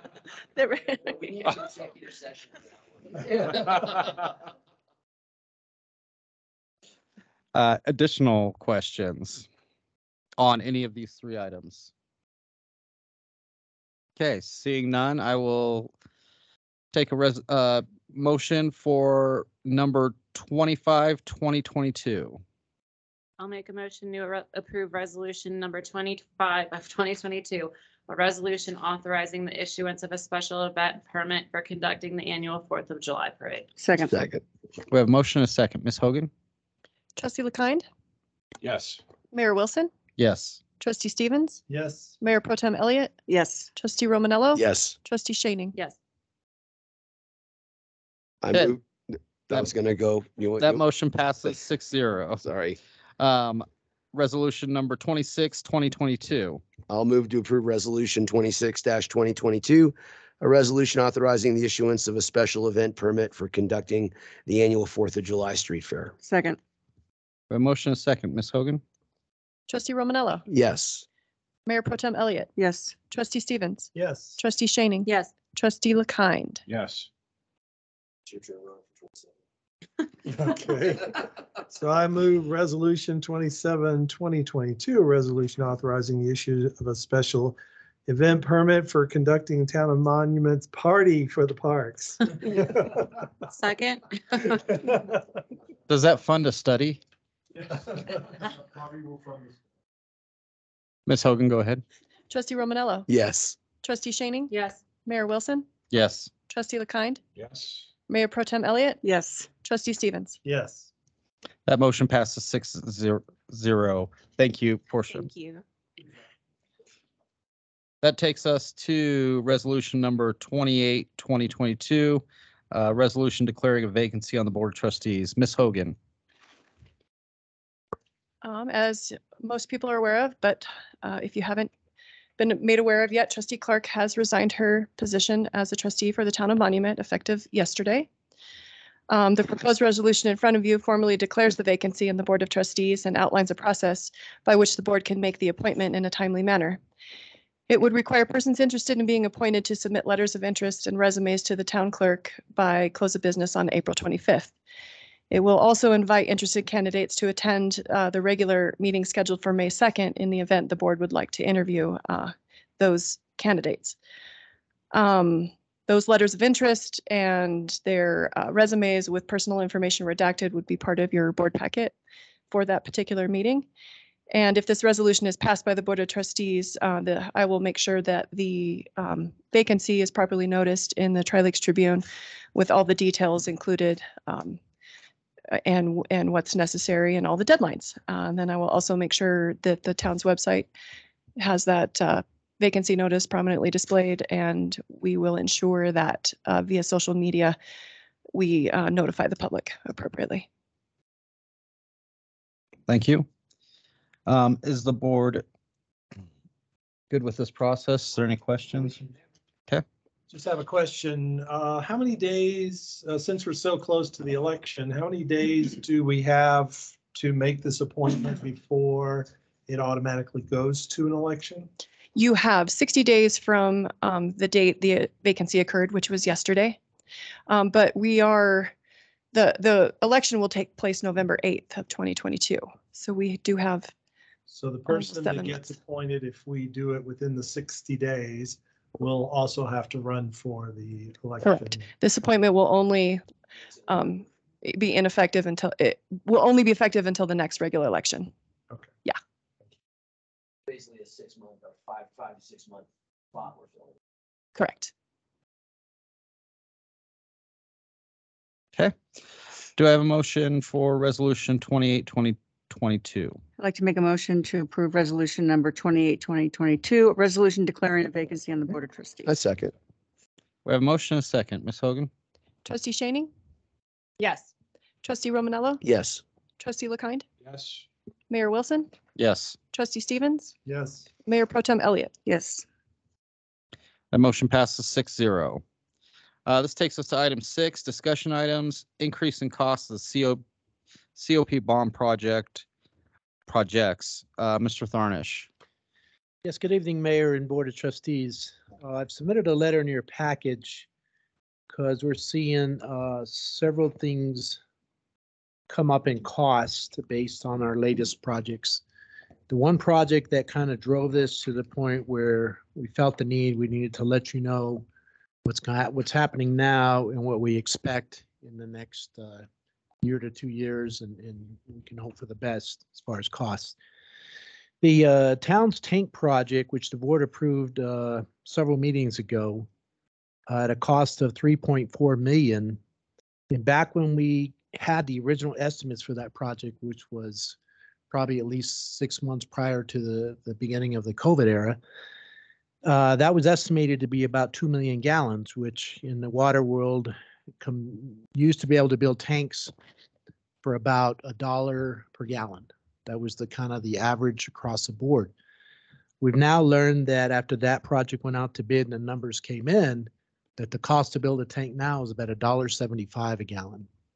So that's a pretty major increase. The board did approve that project. We're getting ready to have a pre-construction meeting following the outcome of this discussion, and expect that to occur either late this week or next week. And then within 7 to 10 days, we'll start seeing construction on the actual 2 million gallon tank out west.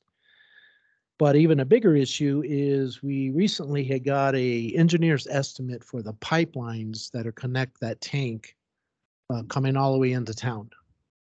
Again, originally thinking that it was about 3 million to bring that line to the tank, but since that project originally has original estimate, we've actually gone with a design to have 2 lines to that tank, one a supply line, one a return line, and every 1,000 feet or so we're connecting them, which is similar to the setup we currently have on our tank on Monument Hill. And we do that for redundancy and reliability.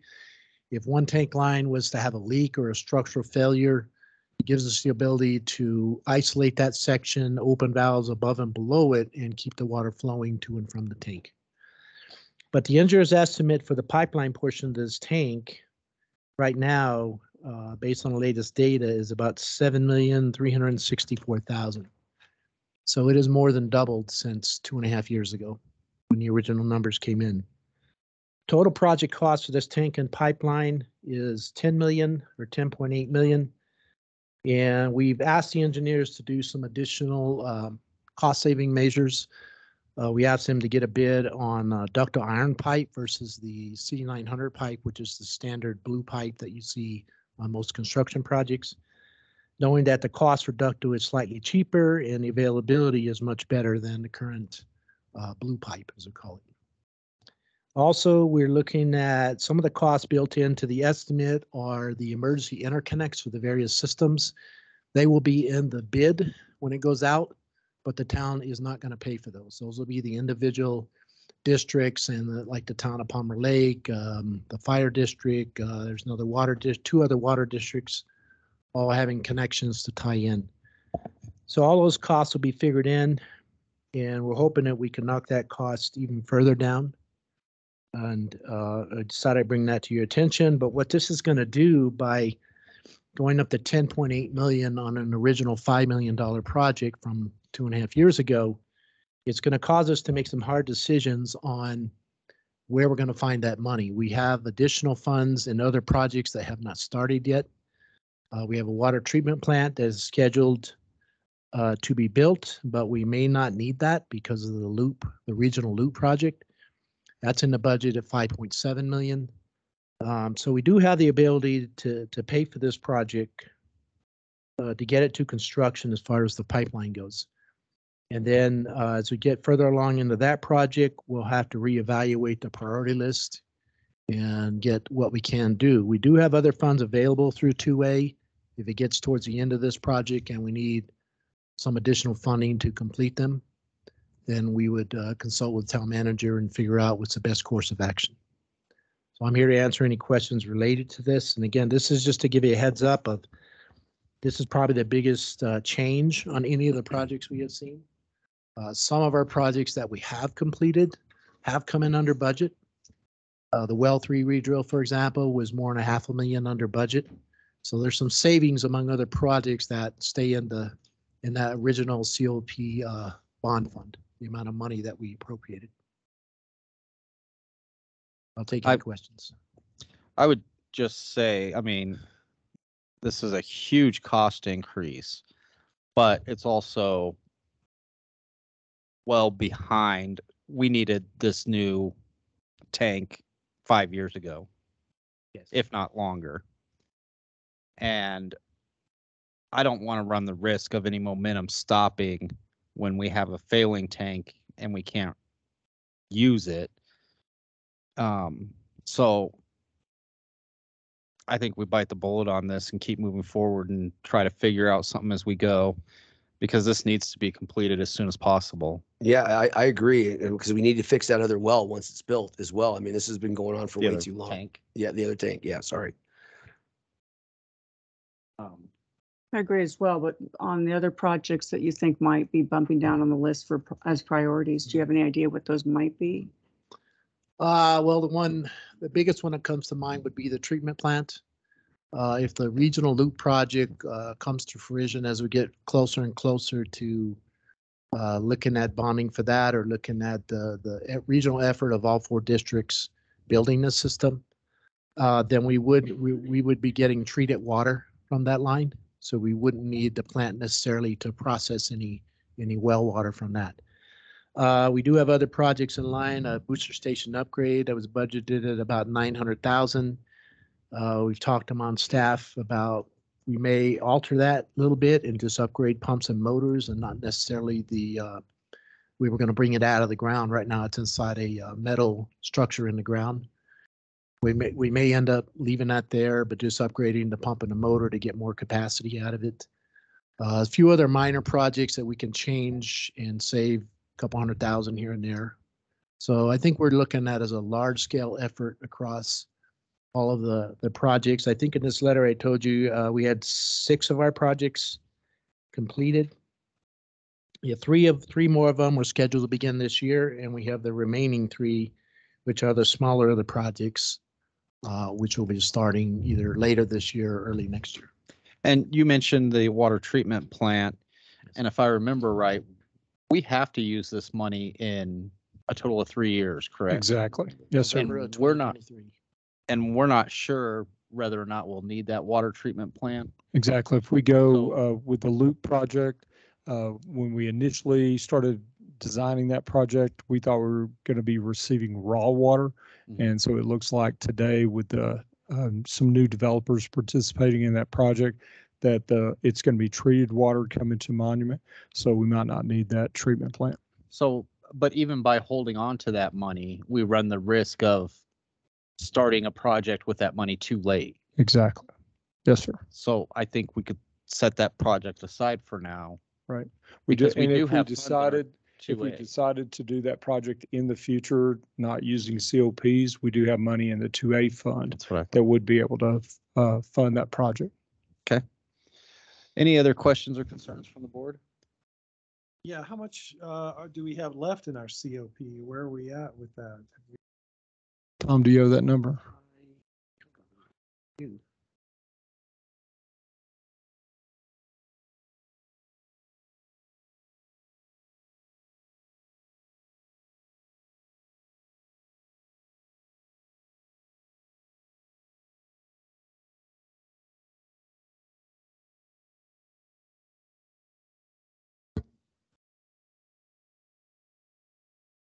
As of, according to the calculations I ran after talking to finance, we're at about 31, little over 31% of that total amount spent. Right. And we have And, three large projects this year. So a majority of it will be spent before the end of this year, with the remaining being spent before December of 2023. You mentioned that they might give us an extension if we need one because of COVID and everything. Yes, we talked to our FA, and our FA said he was pretty confident that we would get an extension due to the fact that price increases was one of the things that was considered in that, and then also COVID. I recall that we moved on that because interest rates were extremely low at the time. Exactly. And also we wanted to get ahead of the inflation curve. Looks like we kind of missed the second one, but yeah. Anyway, but yeah, I think we should move forward and get and maybe the old tank can be placed on hold and repairs until, depending on how much money we have left over, then we could, spend some of those. And that was one of the things I talked to Tom about, with this kind of price increase, there's no way we were going to go ahead with this project, even though y'all had approved it, and then come back to you after we were done and saying, hey, it cost $10 million. We wanted to get your okay to go ahead and spend twice as much money on one project before we did the project. I think you have your board direction. Are we in agreements? Okay. Thank you. Thank you, Mr. Thornish. This takes us to the public comment portion of our meeting. Is there anyone here in person that would like to make public comment? Seeing none, Mr. Anderson, do we have anyone online that would like to make public comment?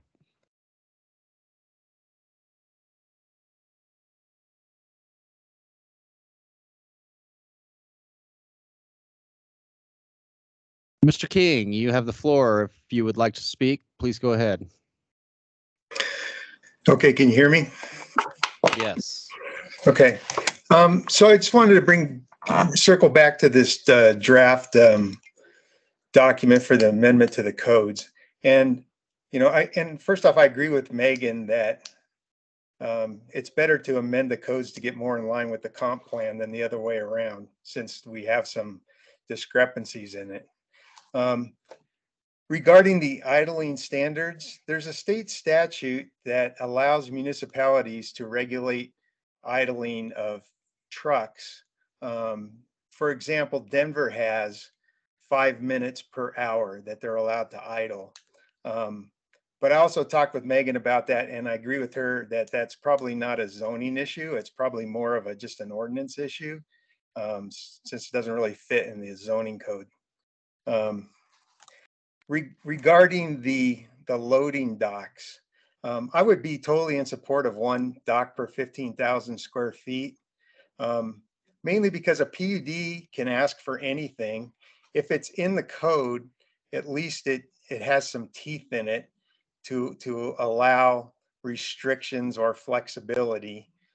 There is a California town that has one door per 25,000 square feet because they flat out said they just did not want distribution centers, but they didn't want to necessarily restrict warehouses. That's probably a little restrictive, but one for 15,000 square feet would be good. Regarding the garage doors, so the garage doors, those lower loading type doors that are 2 feet or less of a dock is really consistent with our comp plan because it talks about cargo vans and those type of operations. And as far as one per 5,000 square feet, that works good in a large building. in a smaller multi-tenant building, some of those units can be down at 2,000 square feet. So you need to have some flexibility to at least allow an access door where contractor vans or whatever can drive in and out of those. So I also agree with that. I mean, the other way to do this is to limit the square footage of these industrial buildings. But if you make it at one loading dock for semis at 1 per 15,000 square feet, it pretty much takes away the use as far as a large distribution center that is just a place for in and out of goods, which is really what we're trying to control here, to keep the semi traffic down as much as possible. So that probably works okay. And as far as, so there's another thing in the code that's a little bit restrictive, but it's nice to have just because you can use it if you need it. But what it does is it hurts the small operators, and that's the lot coverages, because the lot coverage in the code says 40% maximum lot coverage, including impervious areas, which are driveways and sidewalks and all hardscape. None of the PUDs that we've gotten through town right now use that part of the code, because since it is a PUD, they ask for whatever they want. But the small operators are probably getting hurt by this, because it's really difficult to have 40% lot coverage, including all the parking areas, and put a small building on a lot. I mean, even gas stations don't work. Regarding the... Thank you, Mr. King. Okay. Mr. Anderson, do we have anyone else online that would like to make comment? Okay. At this time, we'll move on to item 8, board authorization items. Ms. Hogan? Yes, Ms. Chapin has requested to make a presentation to the Board of Trustees. She didn't specify which particular meeting she would like to make the presentation on. Okay. But I assume in the near future. Mr. Foreman, will you work with what our meeting schedule looks like and find the most appropriate time? Does that work for the board? Okay. And then Steve's not with us right now, so I was going to speak on the second board authorization item, if that's all right. Okay. Some recent legislation has been passed, which put together a family medical leave insurance program. And this is going to require that the board opt in, and if it doesn't, or opt out, excuse me, and if it doesn't normally opt out, it is defaulted into this program.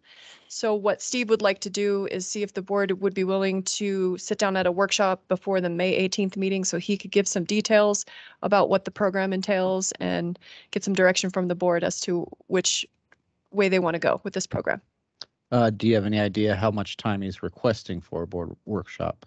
I believe just the normal hour prior to the meeting. Okay. May 18th looks like You're on the wrong month then. Is it? Oh, yeah, I guess May 2nd, it would be May 16th. 16th. Yes. 16th. Are we going to have another workshop for the design standards? Is there going to be a second? Will there be a third? Or are we done with those? I think the board needs to decide that. I think we have a couple things that we want Ms. Harrington to, or whoever, to address. And Listen, you're not getting rid of me that easy. I'm going to finish this. I'm taking it down to the wire, Mayor. So to update the board, we're keeping Miss Harrington on as a part-time employee. And so she is going to be giving us some expertise and some advice and stuff like that. We're going to try to limit that to her time schedule. She's going to tell us when she can and can't. But also I'd like to announce that we have made an offer to a new planning director. and I can't announce who it is yet because she's asked me not to until after Friday, because she wants to tell her staff. So we're going to meet with her on Friday, me and Steve, and finalize the offer. And at the next board meeting, I'll be able to, or actually probably Friday, I'll send y'all an email telling you who our newest planning director will be. So is it safe to say that you'll make some additional updates based on our discussion today? That, yes, which is what's a good question. We can make additional changes. Remember, anything that goes into the code needs to be heard by the Planning Commission first. And so I guess I would look for, since you brought that up, additional direction. Staff could make changes based on our conversation tonight. We could get it to a Planning Commission in May and bring it back to you. Or we could quickly make those changes and bring it back to the Board of Trustees before going to Planning Commission. Ultimately, whatever happens, it does need to go to Planning Commission, and the next meeting we could make is May. So count that time into your expectations for when an ordinance would be adopted, because we couldn't bring it back formally to you until after Planning Commission. It was heard by Planning Commission. So.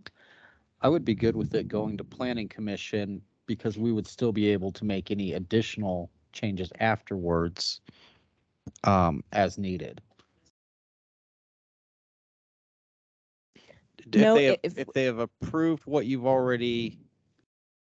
So we've been to Planning Commission one time with a draft, and we're able to get initial input from the Planning Commission.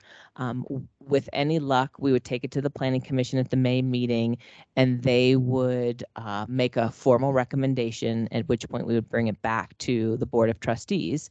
There is a chance the Planning Commission could say they're not ready, but I feel like they've discussed this a number of times already.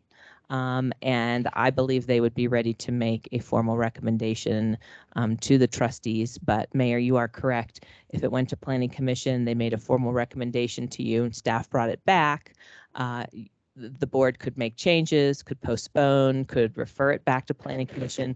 You have a number of options once it's in front of you in a more formally as the ordinance and not just a work session. Mayor, we were trying to plan to get this, if we brought it back to the board after the Planning Commission on the second meeting in June, our new planning director probably will start June 1st. Okay. I'll hand it right over to her. I'll hand it right over to her. Right under the bus. If that's the trajectory that it takes, I will work with Mr. Foreman. I would be happy to assist or pass it off with background and not just say, here you go, brand new planning director. You may. Well, you know, you said her, you narrowed it down. Oh, wow. Quite a bit. Well, you, jeez. Mr. Foreman said. Did I say her too? Yes. Yeah, wow.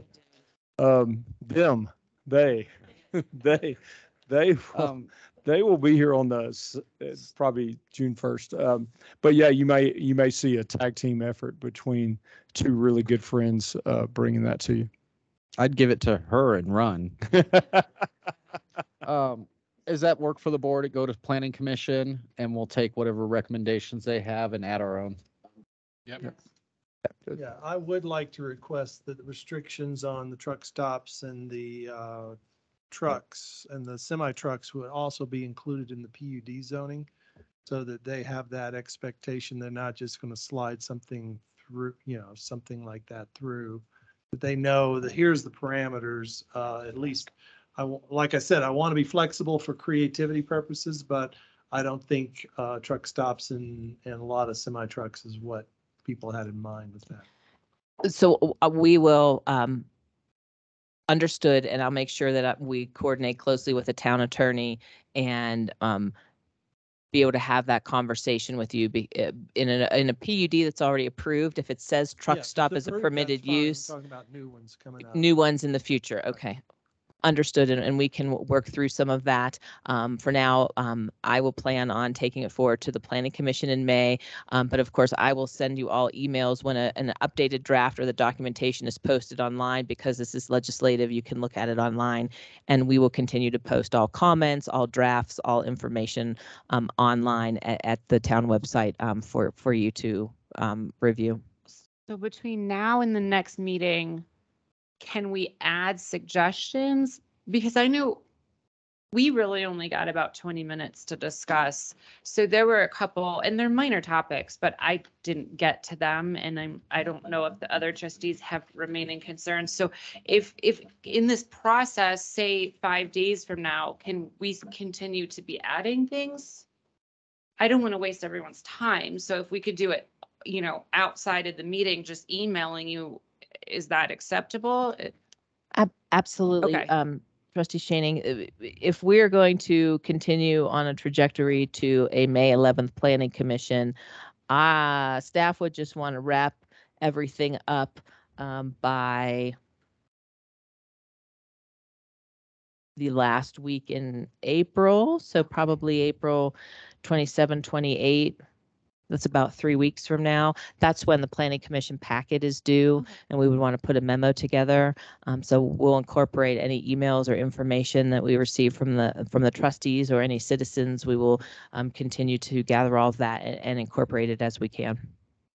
And I think that's the key, is making sure that we get any changes that we still have in our notes to them in a timely fashion. We mentioned that in a previous meeting, that this could go on and on and on and constantly be morphing.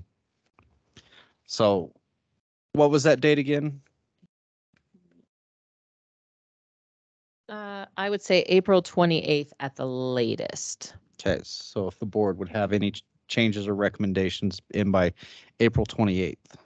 Thank you. Did we determine on the 16th what time we're doing the workshop? Are we going to wait for Steve to get back to us on that? We're planning on the hour before. 5:30. Yes. Okay. Any other staff board authorization items? Okay. I do have something to tell you also. We are doing our final interview of a finance director tomorrow. And we're down to 2 people, and we're going to make a decision this week on who the new finance director is going to be also. Okay, excellent. The board needs to appoint to 2 committees which were part of Trustee Clark's appointments. One of them being the CML Legislative Committee, and the other one being the Monument Fountain Legislative Committee. Do we have any volunteers for that? I'll volunteer. Would you like to volunteer for both of those? Sure, unless someone else would like to do it, I'm open to helping with what I can.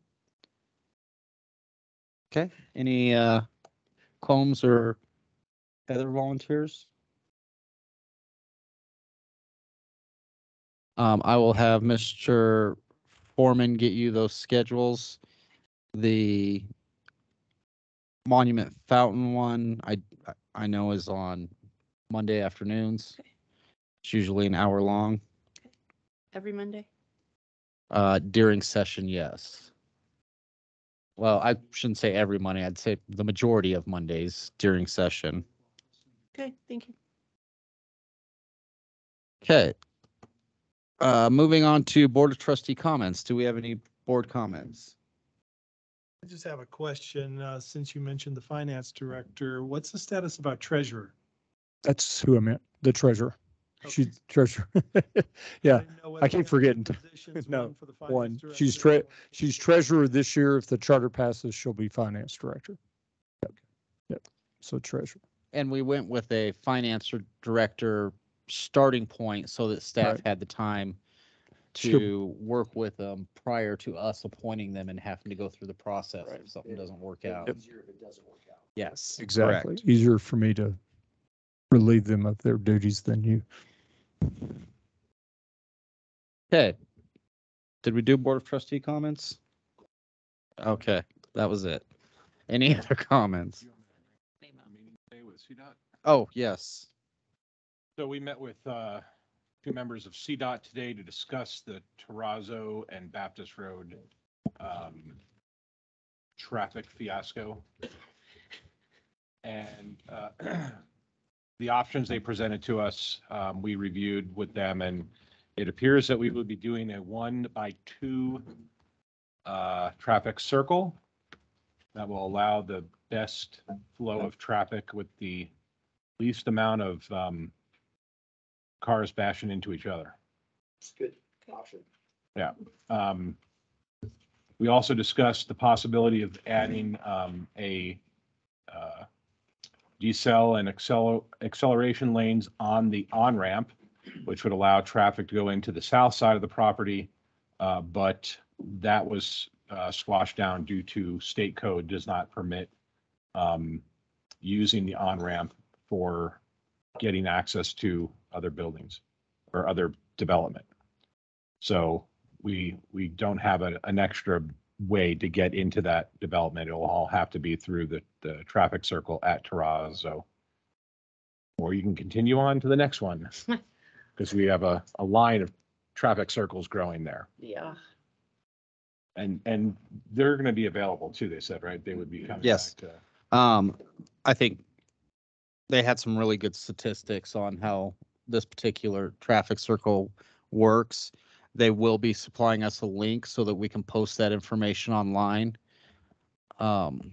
We did also get them to look at, and they will have to get back with us, an additional lane from Baptist to southbound out I-25, just for traffic leaving the Terrazzo area straight onto southbound I-25.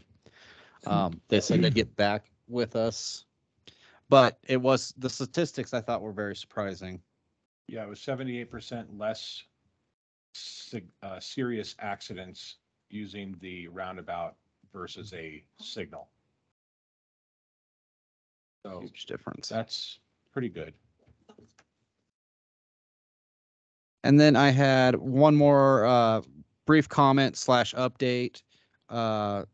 I heard from the county commissioners. They are still interviewing for the Board of Health. We did have one additional applicant. Trustee Stevens expressed interest. I forwarded that to him saying, hey, if you're still interviewing, please add this to the interview list. So we do not have an answer from them. We'll look for one in the near future. Any other questions or comments? Do we have a motion to adjourn? Make a motion to adjourn. Second. All in favor? Aye. We are adjourned.